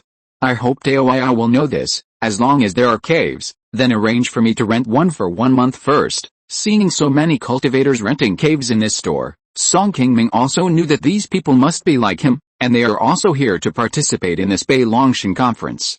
The Beilongshan conference will be held in about half a month, and there will definitely be many cultivators coming here next. There will definitely be more and more people renting caves. Fortunately, he set out early and arrived here earlier, so he didn't have a headache about this matter. The caves in our Beilongshan Mountain are divided into 3 types, high, medium and low. I don't know what kind of cave you need. Although you look young, your cultivation should be about to break through the late stage of Qi training. If you want to live more comfortably, I recommend that you choose a medium-level cave rented by cultivators in the late stage of Qi training. This type of cave is closer to the top of the mountain, and the spiritual energy is more abundant. It is much richer than the spiritual energy in the market, and it will definitely not affect your daily practice. Although the price of renting this kind of cave will be higher, it will not be too expensive. Only 5 low-grade spirit stones are needed per month. Song Qingming smiled and said, "Although your cultivation is not high, your eyesight is quite extraordinary. I am surprised that you can see my cultivation so clearly so quickly. However, I came here to buy spiritual objects this time, and I will not stay too long, so there is no need to waste a medium-level cave for me. I can rent a low-level cave." Seeing that Song Qingming did not listen to his advice, the man's face gradually became a little unhappy, and then he said in a calm tone, "There are low-level caves now, just to the west of the market, and 3 spirit stones are required every month. As long as you pay the spirit stones, you can get the cave restrictions and live in it directly. However, the spiritual energy in the primary cave will be much thinner, and it may not be enough for you, the cultivators of the higher cultivation period, to practice. If you want to change the cave, you are welcome to come to me at any time." After paying 2 spirit stones, Song Qingming took a white jade talisman from the man and left here soon. The Beilongshan market is not as big as Gianfang. It didn't take Song Qingming much time to find the cave he rented in the west of the market. After living in the cave, Song Qingming sensed the spiritual energy here and felt it was okay. The spiritual energy was much more sufficient than in the market. Although it was not enough for him to practice, it would not affect him too much. Besides, he would leave here at most for more than half a month. Beilongshan Mountain is originally a 2nd-level high-grade spiritual mountain. The high-level caves on the top of the mountain are extremely rich in spiritual energy, enough for 7 or 8 foundation-building monks to practice together at the same time. The hundreds of intermediate caves built at the bottom of the mountain are also prepared for those late-stage Qi refining monks who come here. Now that the Bailong Mountain Conference is approaching, there must be many high-level monks there. Song Qingming, whose cultivation is still in the middle stage of Qi refining, will inevitably attract the attention of some late-stage Qi refining monks if he lives there. Now he has nearly 1,000 spiritual stones, including the 300 spiritual stones given to him by Su Ziyan. Therefore, in order to be more cautious, he chose to live in a safer low-level cave. After all, Bailong Mountain is not as safe as Gianfang. Although there are foundation-building monks sitting on the mountain, and monks are prohibited from fighting in the market, the monks who come here are mixed. Many of them look extremely kind on the surface, but they may be those who kill without blinking an eye. On the second day, Song Qingming left the cave he rented early in the morning and found a small shop in the market to buy some spiritual rice. He also asked about the specific time of the Bailongshan conference.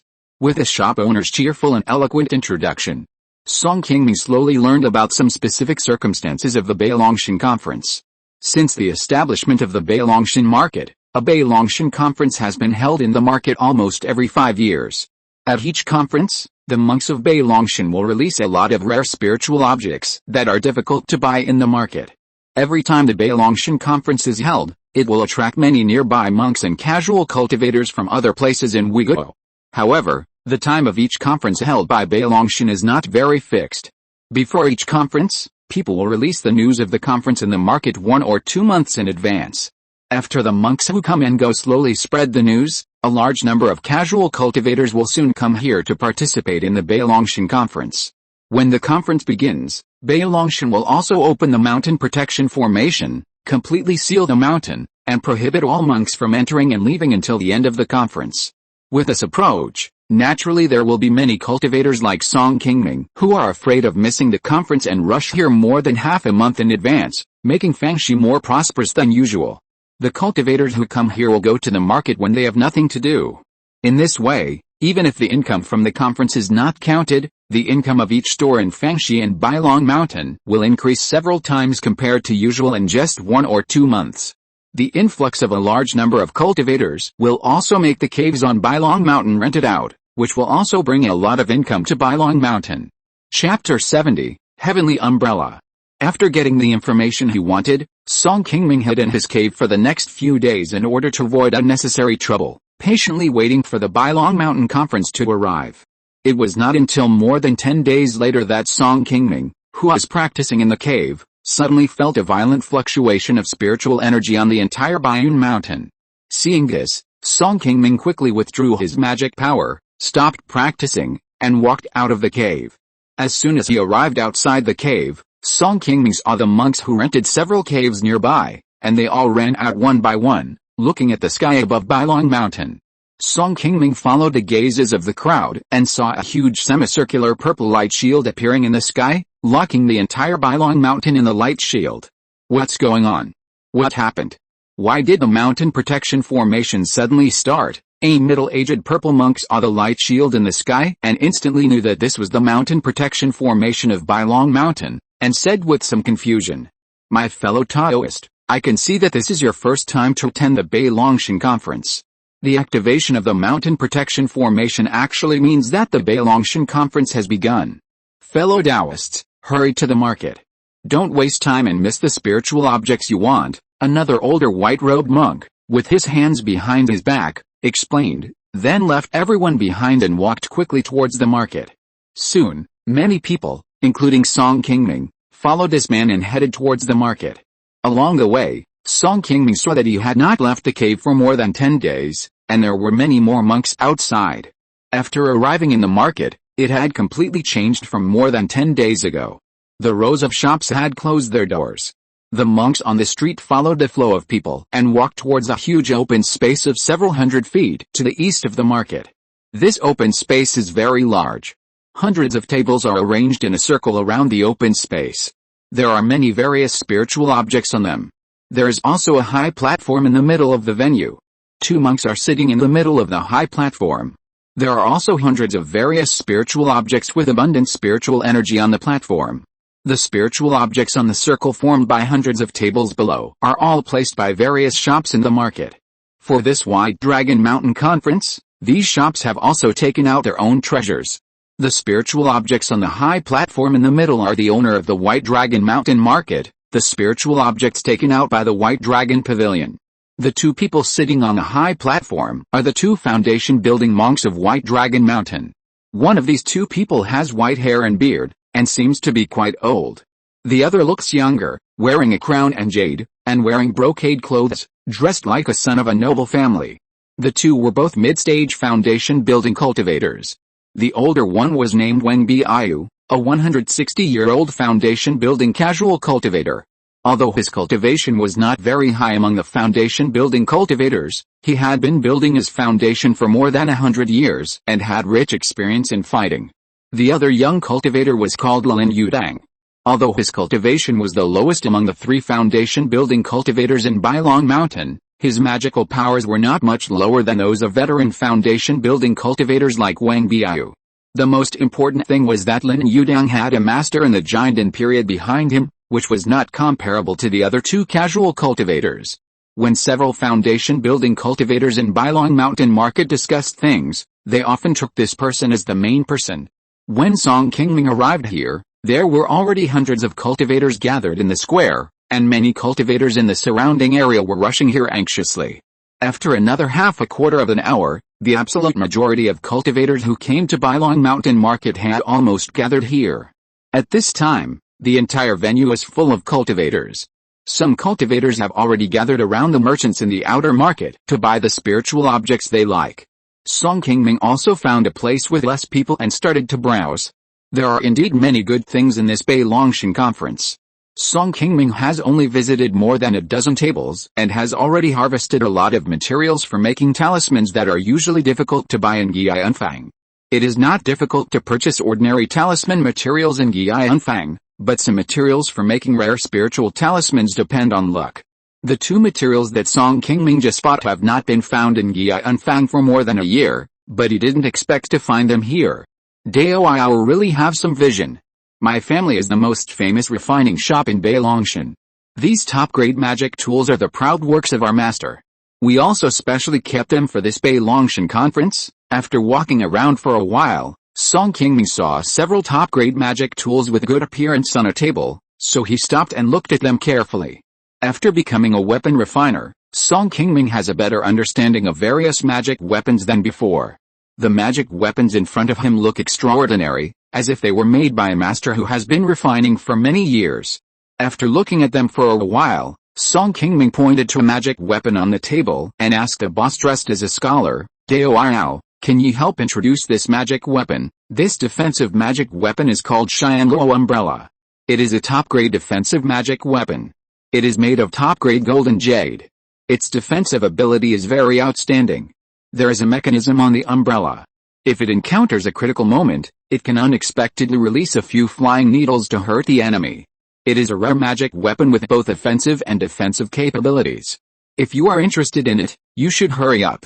Several people have asked about this magic weapon just now. Seeing that Song Qingming seemed to be interested in this magic weapon, the stall owner quickly introduced the magic weapon in his hand, and carefully watched the changes in Song Qingming's face while speaking.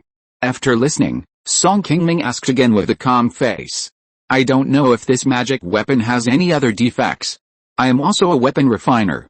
Please tell me directly, don't beat around the bush. When the boss heard what Song Qingming said, he smiled awkwardly and replied, this magic weapon actually doesn't have any obvious weaknesses. It just consumes more mana than ordinary magic weapons. After listening to the explanation of the Confucian boss, Song Qingming finally understood. No wonder this magic weapon has not been sold even after several people asked about it. It turned out to be this reason. Most cultivators don't like magic weapons that consume more mana. The main reason is that although this type of magic weapon is more powerful, it is not conducive to long-term combat and can easily hinder the cultivator's feat.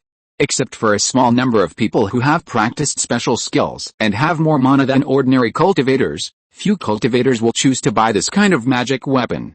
Song Qingming really didn't expect that this magic weapon is quite suitable for him. After listening to this, Song Qingming nodded and continued to ask, how many spirit stones does this magic weapon cost? Please tell me directly, since you are also an expert, I will not say those nonsense. We in Wuxian Pavilion also want to make friends with you. This magic weapon costs you 150 spirit stones. After hearing the price quoted by the boss of Wuxian Pavilion, Song Qingming knew that this price was already very affordable. He showed satisfaction on his face. He handed over 150 spirit stones and won the magic weapon.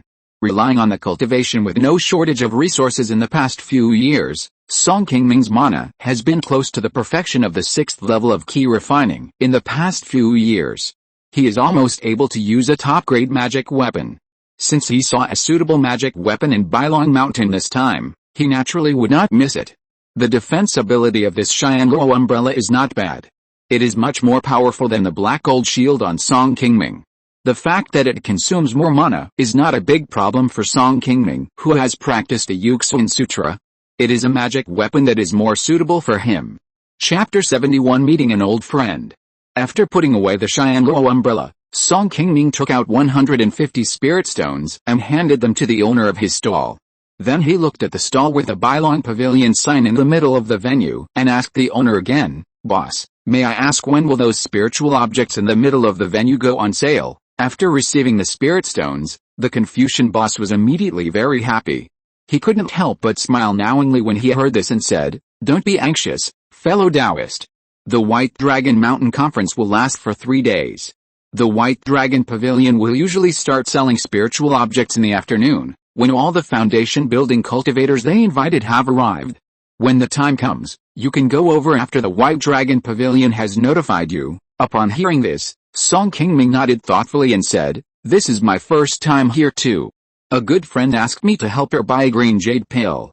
I haven't found it after searching for it for a long time, and I don't know if the White Dragon Pavilion will have it." "You are talking about the 2nd level lower grade green jade pill, right?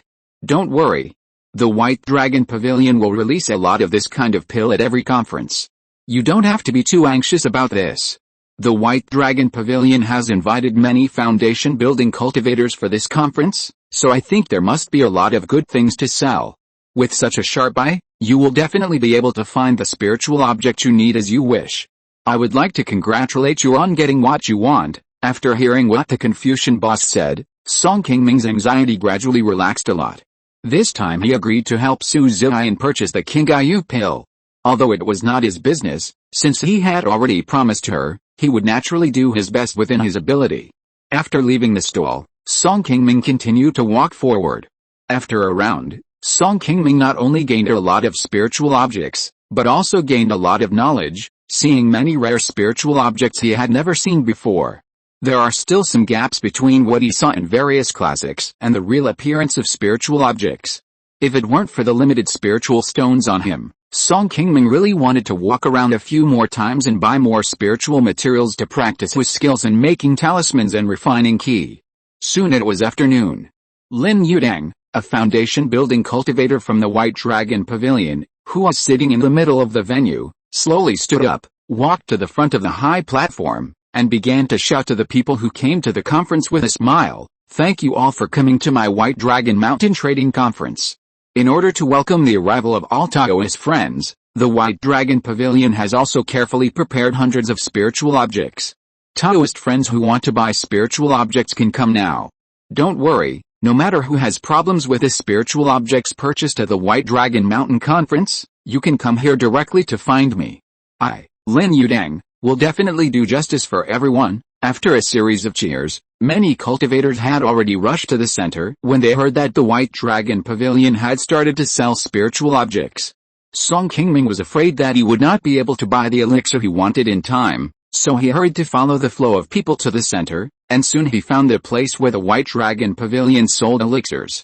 There were no elixirs on the wooden table where the White Dragon Pavilion sold elixirs, but it was filled with large and small wooden signs, on which were written the names of various elixirs and the prices they sold. Song Qingming looked carefully at them one by one, and soon found the target of his trip, the green jade pill, near the middle. Green jade pill, 280 spiritual stones each. I really didn't expect that the price of pills here seemed to be quite affordable, and it was even cheaper than in Gianfang. After finding the green jade pill, Song Qingming quickly said to the White Dragon Pavilion monk who was selling pills, "Dao Arao, please give me a green jade pill." After hearing this, a woman in blue quickly took out a bottle of pills from behind the table. After getting the pill, Song Qingming opened it and checked it. After confirming that there was no problem with the green jade pill, he counted out 280 spiritual stones from the storage bag and handed it to the White Dragon Pavilion monk. Seeing Song Qingming calmly count out hundreds of spiritual stones from the storage bag, the blue-clothed woman also flashed a trace of surprise in her eyes. Seeing Song Qingming put away the pills and was about to leave, she hurriedly said loudly, "My fellow Taoist, our Bailong Pavilion not only has excellent pills, but also many precious spiritual objects, which are much cheaper than usual. Do you want to take a look at other things?" After listening, Song Qingming looked at her calmly and asked directly, "Excuse me, do you have foundation building pills here?" "Foundation building pills? Haha, fellow Taoist, don't joke, of course there are none." Hearing Song Qingming asking about foundation building pills, the blue-clothed woman was stunned for a moment, and then explained awkwardly, "Then do you have any spiritual objects that can enhance the soul of cultivators?" After thinking for a while, Song Qingming couldn't help but ask again. "Strengthen the soul of a cultivator? There is really no such thing, but our Bailong Pavilion has a special spiritual incense that has some auxiliary effects on practicing soul-related skills. It can help cultivators practice soul-related skills faster. Anyway, they're all very cheap. Taoist, do you want to buy some and try it?" After the blue-clothed woman finished speaking, she asked Song Qingming to wait for a while, and then quickly ran to a table selling various sundries and brought back 2 bundles of spiritual incense and put them in Song Qingming's hands. Although Song Qingming did not have a skill to practice the soul at present, he was very interested in things that could strengthen the soul of a cultivator since he got a Thunder Tiger puppet beast. Seeing that the price of this spiritual incense was not expensive, only 5 spirit stones for a bundle, Song Qingming still bought 2 bundles. When he found a way to strengthen the soul in the future, this spiritual incense might be of some use to him in the future. Seeing that his purpose of coming to Bailong Mountain had basically been achieved, and that he had gained a lot today and spent a lot of spirit stones, Song Qingming prepared to return to the cave first and go out for a walk tomorrow. Seeing that the blue-clothed woman wanted to recommend some other elixirs that were being sold, Song Qingming quickly shook his head and turned to leave. Fellow Taoist Song San. After Song Qingming left the White Dragon Pavilion booth, he walked through the dense crowd.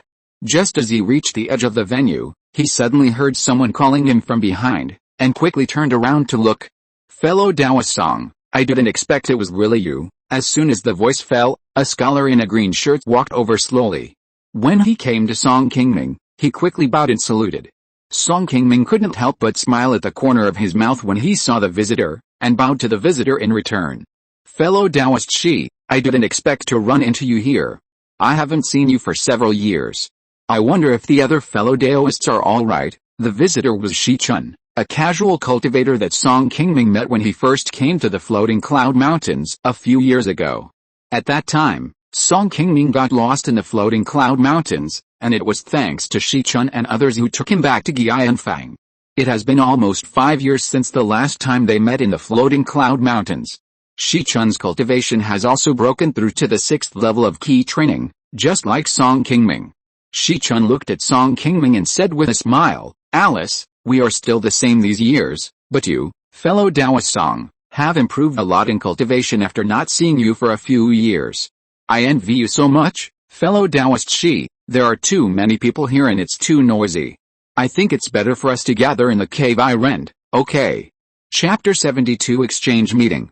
Song Qingming led Shichun through the crowd and walked to the west of the market. The two soon arrived at his cave. Meeting a friend he hadn't seen for many years, Song Qingming was in a very good mood. He picked up the teapot on the table and brewed a cup of fragrant spiritual tea for Shichun. After Shichun picked up the spiritual tea, he first smelled it, took a sip, and then nodded and smiled at Song Qingming. Good tea. After the tea went into his mouth, a fragrant spiritual energy entered Shichun's stomach, which made him praise it, with an endless aftertaste. "Fellow Taoist Song, why did you come to Bailong Mountain? This place is not close to your King County." After putting down the teacup in his hand, Shichun couldn't help but ask Song Qingming. Song Qingming replied with a smile, "Fellow Taoist Qi, you don't know that I have been in Qianfang for the past 2 years. Last month, I heard from people in the market that there would be a grand meeting in Bailong Mountain and there would be a lot of good things. I also wanted to come here to broaden my horizons, so I came here." So, fellow Taoist Song, you have arrived at Qianfang a long time ago. How come I haven't seen you come to see us in such a long time? Could it be that you have forgotten about us a long time ago? Shi Chun smiled when he heard that Song Qingming was now in Yianfang. Seeing some dissatisfaction in Shi Chun's tone, Song Qingming smiled bitterly and said somewhat embarrassedly, "Don't blame me, fellow Taoist Qi. I also looked for you after I arrived at Yianfang, but unfortunately I didn't see you. I didn't know whether you were out hunting monsters or had left Yianfang, so I missed the reunion with you. Oh, I wronged you. Alice, in recent years, in order to practice, my junior sister, Brother Tishan and I often go out hunting monsters. It must be a coincidence that we missed you coming to look for me. Fortunately, it is destined by God that you and I meet again in Bailong Mountain, fellow Taoist Shi." "Did fellow Taoist Zhang and fellow Taoist Qian also come to Bailong Mountain?" Song Qingming asked casually when he saw Shi Chun mention the two of them. Shi Chun shook his head and said, "We were supposed to come together, but unfortunately Brother Tishan was going to retreat to break through his cultivation, and my junior sister stayed to protect him. I was the only one who came to Bailong Mountain this time. After the meeting, we returned to Yianfang, and Brother Tishan should have come out of retreat. Then, welcome Brother Song to come to our place and have a few drinks." Old friends met, tasted tea and reminisced about the past. The two chatted in the cave for an hour until the full pot of spiritual tea was finished. Shi Chun smiled and said goodbye and left. Song Qingming sent Shi Chun all the way to the cave where he lived, and then slowly returned to his own cave. After nightfall, Song Qingming took out a magic weapon he had just obtained today from his storage bag and looked at it carefully again. The Xianluo umbrella is the second top-grade magic weapon Song Qingming has obtained. Like the Taixu sword, this magic weapon also cost Song Qingming 150 spirit stones. However, when Song Qingming bought the Taixu sword, according to the normal price of a high-grade magic weapon, he paid a premium. The price of this Xianluo umbrella is much more reasonable compared to its value. The price of a high-grade defensive magic weapon is generally around 150 spirit stones. If this magic weapon did not have some obvious shortcomings and consumed the mana in the cultivator's body too quickly, it would normally be more than this price, and it is estimated that it can be sold for 20 more spirit stones. After practicing the Yuxin Sutra, Song Qingming's mana is about 30% stronger than that of the cultivators of the same level. Now he can almost ignore the weakness of this magic weapon. In the future, when he breaks through to the late stage of Qi Refining, this magic weapon will play a greater role in Song Qingming's hands. In order to prevent any problems with this magic weapon, Song Qingming plans to sacrifice and refine it on Bailong Mountain first. In case of any problems, he can directly find the seller to deal with it. Song Qingming sat cross-legged in the cave and circulated the mana in his body, trying to adjust his state to the best. After a night of practice, Song Qingming did not go out the next day, but stayed in the cave to continue meditating and adjust his state, preparing to start refining the Xianluo umbrella today.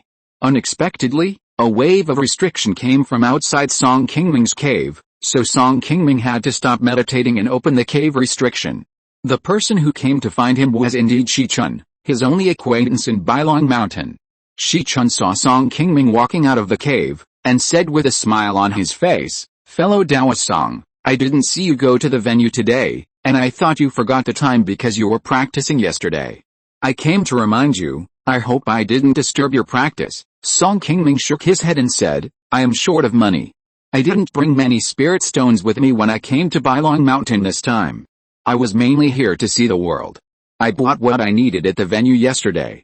I don't have too many spirit stones on me today, and I really dare not go out. I simply plan to refine the magic weapon I just bought yesterday in the cave. Haha, it seems that fellow Taoist Song must have found a magic weapon he likes, that's why he is so anxious to refine it." Shi Chun laughed twice, looked at Song Qingming meaningfully and said. Song Qingming also smiled, but did not answer directly. He asked Shi Chun, "Fellow Taoist Shi, when I was in Yianfang, I heard from a fellow Taoist that there would be foundation establishment pills for sale at the Bailong Mountain Conference. I took a careful look around yesterday, but I didn't see many magical instruments above level 2, let alone foundation establishment pills. I don't know why. Could it be that the Bailong Mountain Conference is not as good as it is said to be?" After hearing this, Shi Chun was stunned for a moment, then said with a smile, "Haha, fellow Taoist Song, you don't know this. We are poor and casual Qi refining cultivators, how can we easily see these precious things? If you want to see good things, you have to participate in the exchange meeting held by the Bailong Pavilion. Exchange meeting? Why hasn't anyone told me about this? Brother Qi, please tell me in detail so that I can broaden my horizons. When Song Qingming heard that there was still an exchange meeting in Bailong Mountain, he couldn't help but be surprised. After yesterday's meeting, Song Qingming had almost given up the idea of inquiring about the Foundation establishment pill. When he heard what Shi Chun said, a glimmer of hope suddenly rekindled in his heart. Shi Chun stopped and followed Song Qingming into the cave. After Song Qingming closed the door of the cave, Shi Chun slowly said, "Fellow Taoist Song should also know that the White Dragon Mountain Conference will be held for a total of 3 days. The venue outside is naturally prepared for ordinary Qi refining cultivators like us. However, on the last day of the conference, a large exchange fair will be held in the White Dragon Pavilion in the middle of the market. Cultivators who want to buy valuable spiritual objects will go to the exchange fair. I have heard from fellow Taoists who have participated that many valuable things in the White Dragon Pavilion exchange fair cannot be bought directly with spiritual stones, and must be exchanged with spiritual objects of equal value. Of course, not everyone is eligible to participate in this White Dragon Pavilion exchange fair. You must have spiritual objects or spiritual stones worth at least more than 1,000 spiritual stones to be eligible to participate in the exchange fair." After listening to this, Song Qingming smiled with a shocked face and said, "Wow, 1,000 spiritual stones, this exchange fair is really amazing, haha, now you know, this is not something that we casual cultivators can enter casually. Those who can enter are either wealthy Qi refining cultivators or those foundation building cultivators with profound cultivation." Brother Qi, have you heard from people that there are foundation building pills for sale at the Bailong Mountain Exchange Fair? Song Qingming asked casually. Chapter 73, Refining a Superior Magical Instrument. Indeed, I have heard that Bailong Mountain is, after all, the territory of Patriarch Chen. Patriarch Chen would refine a furnace of foundation building pills every few decades, so it is normal for foundation building pills to flow into Bailong Mountain. However, precious spiritual objects such as foundation building pills are too rare. Bailong Mountain Market has been established for decades, and I heard that it has only appeared once. I don't know whether it will be taken out at this exchange. Fellow Taoist Song came here to help others find out about this matter. After Shi Chun finished speaking, he looked at Song Qingming thoughtfully. Hearing Shi Chun's speculation, Song Qingming did not explain, but just smiled and nodded. Shi Chun also laughed a few times, and then continued, "It's not easy to find spiritual objects of this level in Uyghur. Apart from Xiaoyao sect, there are only 2 or 3 places where you can find them. It all depends on luck." Brother Qi, I wonder where else there is news about foundation building pills besides Bailong Mountain. Brother Qi is knowledgeable, please give me some advice. Song Qingming complimented him and continued to ask. Besides Yangshan Fang, the only places where foundation building pills have appeared in the past few decades are Tixan Valley, which borders Chen State, and Taiyu Lake Market by Sanlong River. Foundation building pills, which are worth tens of thousands of spiritual stones, will cause a sensation as long as they appear. You can easily find out about them by asking around in the market. After Shi Chun finished speaking, he also briefly introduced the situation of these 2 places to Song Qingming, but he actually had not been to these 2 places himself, and the information he knew was completely introduced by other casual cultivators who had been there. After listening to this, Song Qingming could not help but feel excited and fell into brief contemplation. Yangshan is the largest market in Uyghur. It is located at the foot of Guiyangshan, the mountain gate of Xiaoyao sect. It is also one of the important industries of Xiaoyao sect. Song Qingming naturally knows that he can exchange for foundation building pills here. Tixan Valley and Taiyu Lake are both thousands of miles away from Guiyanfeng and Qing County. Although Song Qingming has heard of these 2 places, he does not know much about them. According to Shi Chun's later introduction, the actual situation of these 2 places is not much different from that of Bailongshan Market. They are also places where various forces intersect. However, the distance of tens of thousands of miles is tens of thousands of miles. It will take at least half a year for him to go there at his pace in the Qi refining stage. Without sufficient preparation, he dare not go to such a far place casually. If he wants to find out the news about the foundation building pill, it seems that he will have to find other ways later. Brother Song, I wonder when you are going to return to Guiyanfeng. Do you want to be with me, my foolish brother? so that we can take care of each other on the way." Shi Chun's words quickly interrupted Song Qingming's thoughts and instantly brought him back to reality. Song Qingming put away his thoughts and replied, "Next, I have to sacrifice and refine the magic weapon in the cave, which will probably take 2 or 3 days. If Brother Shi is not in a hurry, you may as well wait for me for a few days. And then we can go back to Gianfang together. What do you think, Brother Shi?" "Okay, then it's settled. I have to go to the venue to look around and see if there are any suitable spiritual objects. I won't disturb Brother Song." "Okay, then congratulations to Brother Taoist Shi for getting what you want." The two agreed on a time to leave. Seeing that Song Qingming was willing to go with him, Shi Chun was also very happy, and then left Song Qingming's cave.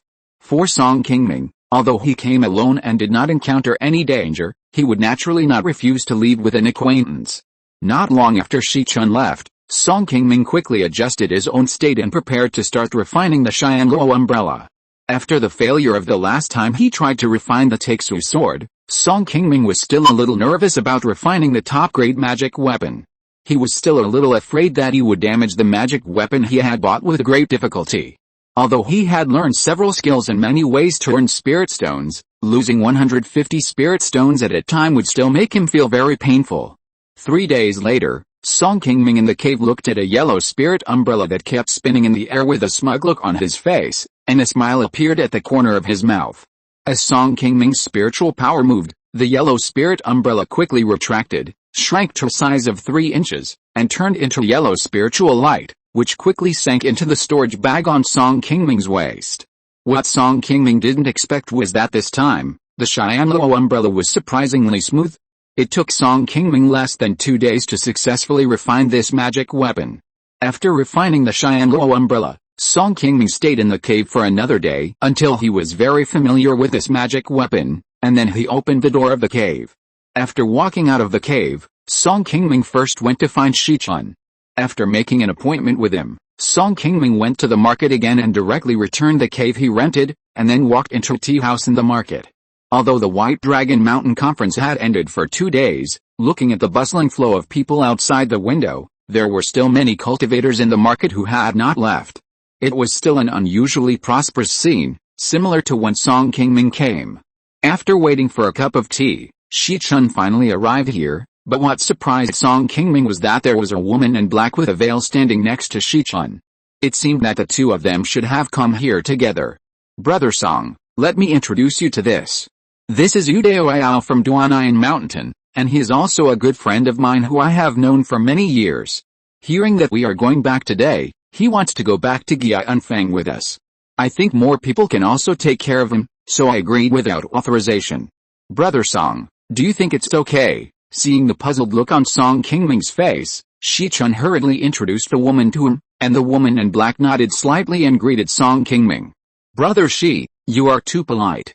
Since she is someone you are familiar with, I naturally have no objection. There are also many casual cultivators near Gianfang who have taken root in the many spiritual veins near the market." Song Qingming, who was talking about Qingming Mountain in Shi Chun's mouth, has been in Gianfang for almost 2 years, and he also roughly knows the location of this spiritual mountain. After the two entered the door, Song Qingming also carefully looked at the woman. Seeing that her cultivation level was also at the 5th level of Qi Refining, it would not be a burden for the two of them to go together. Naturally, Song Qingming did not refuse Shi Chun's proposal. After the three of them formed a group, they quickly left Bailong Mountain and hurried to Gidan. The three of them were a little nervous along the way. This time they came to Bailong Mountain, and when they left, they all carried a lot of spiritual objects with them. They were also a little afraid of being targeted by someone with ulterior motives. However, this woman in black, whose cultivation was lower than the two of them, always liked to walk in front of them, which made Song Qingming a little strange. After walking for 5 consecutive days, just when the three of them were about to reach the border of Gianfang, the woman in black who was walking in front suddenly called out to Song Qingming and the other two behind. "Wait a minute, fellow Taoists, there seems to be a monster coming from the front." When Song Qingming and Shi Chun heard the words of the woman in black, their nerves, which had been somewhat relaxed, suddenly tense up again. "I don't feel the breath of the monster here. Could it be that fellow Taoist Yu is mistaken?" Song Qingming looked ahead and didn't see anything within his sight. He asked in confusion. Brother Song, you may not know that fellow Taoist Yu has cultivated a magical power of spiritual vision, which allows him to see scenes thousands of feet away. Fellow Taoist Yu, can you see clearly what kind of monster it is? After Shi Chun and Song Qingming explained, they turned around and asked the woman in black. It's a mid-level earth-splitting bear. Do you two fellow Taoists want to deal with the monster first and then move on? Chapter 74 Fierce Battle. I know there is another way ahead. Let's go around it and avoid unnecessary trouble. Seeing that the woman in black wanted to attract the attention of the monster, Shi Chun immediately spoke up to stop her. Song Qingming had a lot of spiritual objects on him, and he didn't want to waste time here.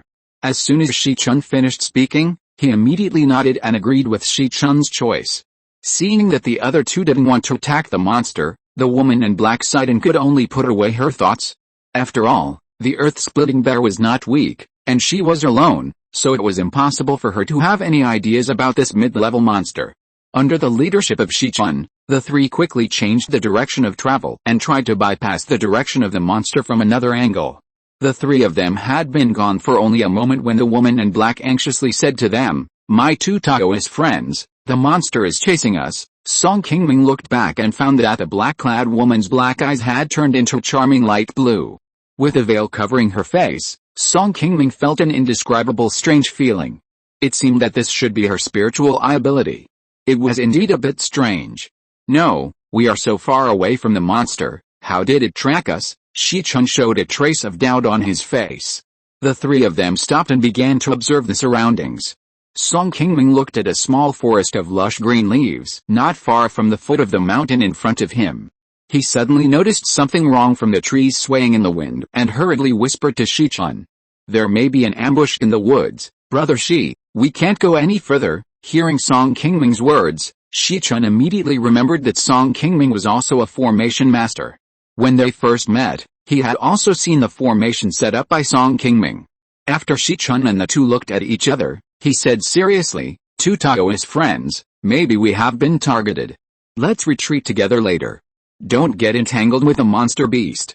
Go back the way we came." On a hill a few miles away from the group, three monks with half of their faces covered were staring at Song Qingming and his three companions, who were getting closer and closer to the bottom of the hill with a smile on their faces. "Not good, boss. Those people are trying to run." Seeing that Song Qingming and his three companions suddenly stopped and turned back the way they came, a square-faced man shouted loudly to a black-faced fat man in the middle who looked a little wretched. "It's really unlucky.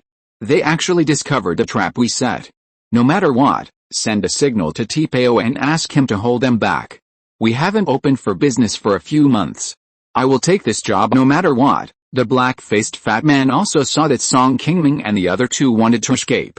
After saying something cruel, he picked up a big iron stick in his hand and chased after Song Qingming and the other two with the two people beside him. After seeing that the situation was not good, Song Qingming and the other two, under the command of Shi Chun, accelerated to return to the original route, wanting to leave here quickly. The three had just run a few miles when they didn't expect that a man and a beast in front of them had blocked their way. Seeing that the earth-splitting bear that started chasing the few people was closely following a cultivator, it seemed that the bear was a spiritual beast controlled by the cultivator.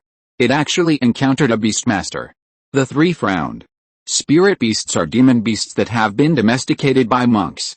Because these demon beasts have grown up with monks and are controlled by monks with animal taming methods, they can only obey the orders of their masters. However, these spirit beasts that have been kept in captivity by monks for many years are generally slightly weaker than demon beasts that have been fighting in the wild for many years. Cultivating spirit beasts requires not only a lot of resources, but also time. A spirit beast often needs to be domesticated by monks from childhood so that it will be easier for it to identify with its owner. It usually takes 20 to 30 years to cultivate a spirit beast to adulthood before results can be seen. Beastmasters are not a rare profession in the world of immortal cultivation. However, cultivating spirit beasts, like learning alchemy, is a project that consumes a lot of resources. Generally, only those high-level monks above the foundation building stage will be willing to spend more time and resources to cultivate their own spirit beasts. Low-level monks will give priority to improving their own cultivation. Few people will choose to spend a lot of resources to cultivate spirit beasts. However, As long as a spirit beast with similar strength to his own is successfully cultivated, with the help of the spirit beast, the overall strength of a beast master is often 3 points stronger than that of his opponent of the same level. This is also the reason why this person, who is also only a cultivator in the middle stage of Qi refining, dares to stop Song Qingming and the other two alone. The earth-splitting bear looked at Song Qingming and the other two fiercely with its eyes, and it roared from time to time while baring its teeth and claws. However, the owner beside it was not so anxious. The black-clothed man with half of his face covered only blocked the way for the three people. He did not command the earth-splitting bear to attack, but looked at them with a smirk on his face. This guy wants to delay time. There must be someone behind us. We must make a quick decision and rush through. Shichun quickly saw the calculation in this person's mind. As soon as he finished speaking, a white feather fan appeared in his hand. He swung it forward with force and launched an attack first. White light flashed on the feather fan, and a gust of wind rushed towards the owner of the spirit beast in front. Seeing that Shichun had already started to attack, Song Qingming and the woman in black did not hesitate anymore, and they quickly rushed towards the earth-splitting bear with a green flying sword and a silver jade pen. Seeing that Shichun's attack was almost in front of him, the masked man in black no longer looked calm, and quickly released a protective spirit shield to block the strong wind, and then released a flying sword to fight with Shichun. The black-clothed man's cultivation level was similar to Shichun's, and he was also a 6th level Qi training cultivator.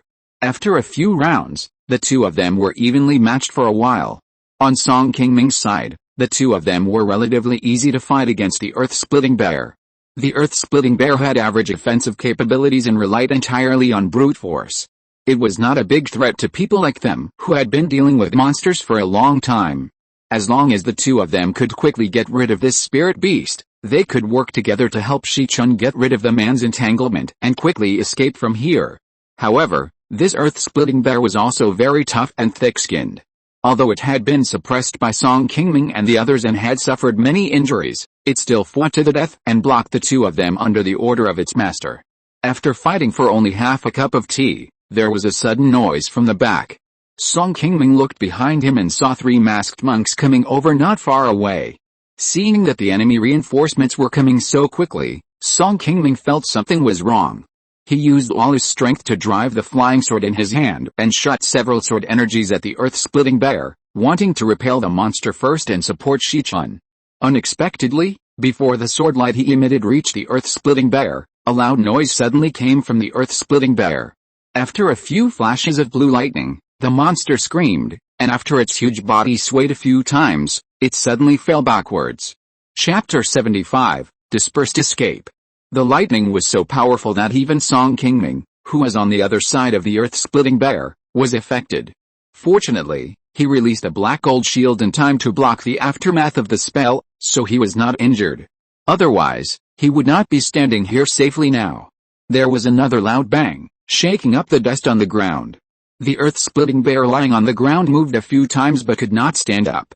The previous blow actually made the earth-splitting bear lose its combat effectiveness instantly, which really shocked Song Qingming, who retreated to the side. This is the Golden Thunder Talisman.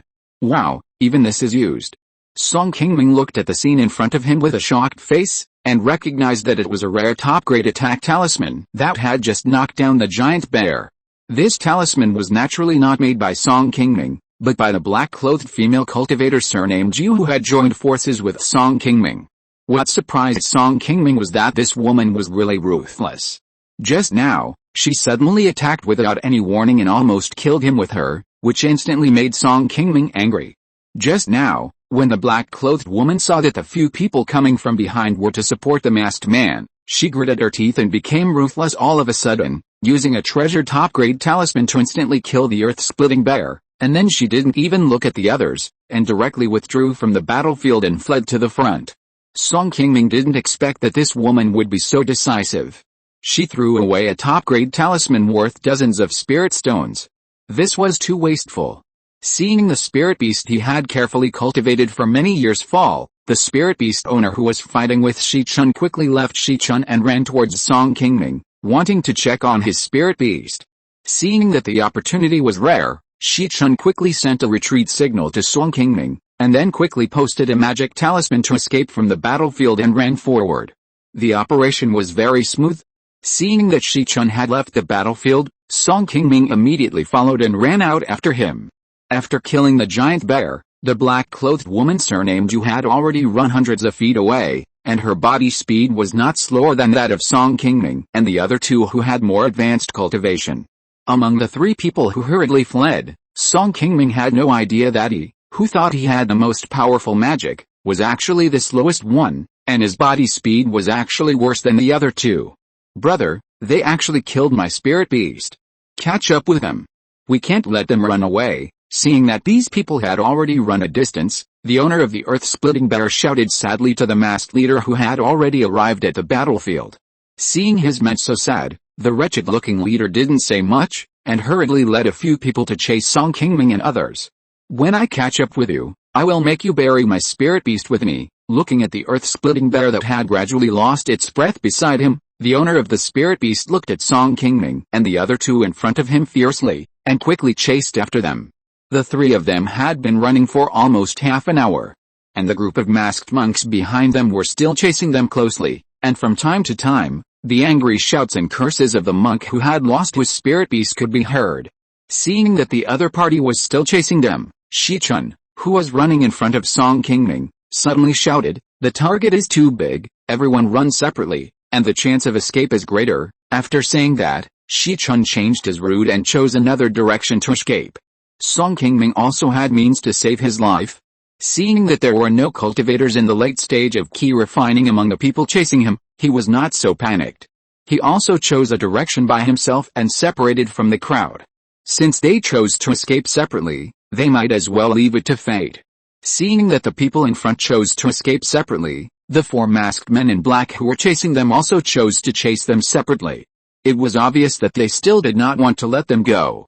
However, what Song Qingming did not expect was that the owner of the spirit beast, who was angry and a little crazy because of losing his spirit beast, actually chased him, and there was another person with him. The two of them kept chasing Song Qingming. It was really unlucky. This mad dog actually targeted him. It was obviously the woman in black who used the top-grade spirit talisman to kill his earth-breaking bear. Did this guy make a mistake? It was really a misunderstanding. When the earth-splitting bear was killed, the owner of the spirit beast was fighting with Shi Chun and did not pay too much attention to the battlefield on Song Qingming's side. Naturally, he did not notice the fatal high-grade spirit talisman that was released. He only knew that the murderer who killed his beloved spirit beast was one of Song Qingming and the woman in black. When the troops were just divided, the leader with a wretched appearance and the highest cultivation had volunteered to help him chase the woman in black. He and a companion chose to chase Song Qingming. Although Song Qingming had a relatively deep magical power, he did not learn the advanced footwork skills. He only relied on the most common light body skills and the blessing of the magic talisman. He was still unable to get rid of the pursuit of these two people. After running for more than an hour, he was still blocked by the two people. "Little bastard, you killed my spirit beast and still want to run." The owner of the earth-splitting bear looked at Song Qingming with a pair of angry eyes, and his mouth was still chattering. Song Qingming looked at the two calmly and said, "Dao Yao, you really misunderstood. It was the woman in black, not me, who killed your precious spiritual beast. I am just a colleague of hers and have nothing to do with her. Can you two give me some convenience?" The owner of the earth-splitting bear looked at his companion and said, "Since it was not you who killed my spiritual beast, I will be merciful today. As long as you voluntarily hand over the storage bag, we can agree to let you go. Don't worry, we only want money and don't want to hurt anyone." Then there is no room for negotiation. As soon as he finished speaking, Song Qingming had released the two magical instruments, the white jade sword and the black gold shield, from the storage bag. After all, Song Qingming was not a green hand who would choose to believe the empty promises of these two people. He knew in his heart that even if he really handed over his storage bag, these two people would never let him go in order to silence him. It seemed that he had to fight today. "Boy, you have some courage, but you can only wish for a miserable life. Gitao, let's attack together and make a quick decision to avoid unnecessary trouble." Before he finished speaking, the monk named Gitao had already released a gourd magic weapon. He shouted a spell, and the half-foot-long black gourd flew into the air, and then suddenly became dozens of times larger, and a rain of black arrows shot out from it. Song Qingming hurriedly raised the black gold shield with his left hand to block in front of him. After injecting magic power in his hand, the black gold shield also became more than 10 feet in size, completely covering Song Qingming's figure. The rain of arrows fell on the black gold shield, and there was a sound of metal collision, but unfortunately it did not cause any damage to the black gold shield. Seeing that the black gold shield completely blocked his attack, Gitao was not surprised. Instead, he looked at the defensive magic weapon in Song Qingming's hand with greed and said to his companions, "Zhao Tipao, let me make a deal first. I won't care about other things later, but this defensive magic weapon must belong to me." End of this chapter. Thank you very much for reaching the end. Don't forget to like. Looking for more exclusive content and immediate access? Subscribe to our Patreon. Remember, every like, subscription, or donation encourages us to continue. Thanks to everyone, see you in the next video.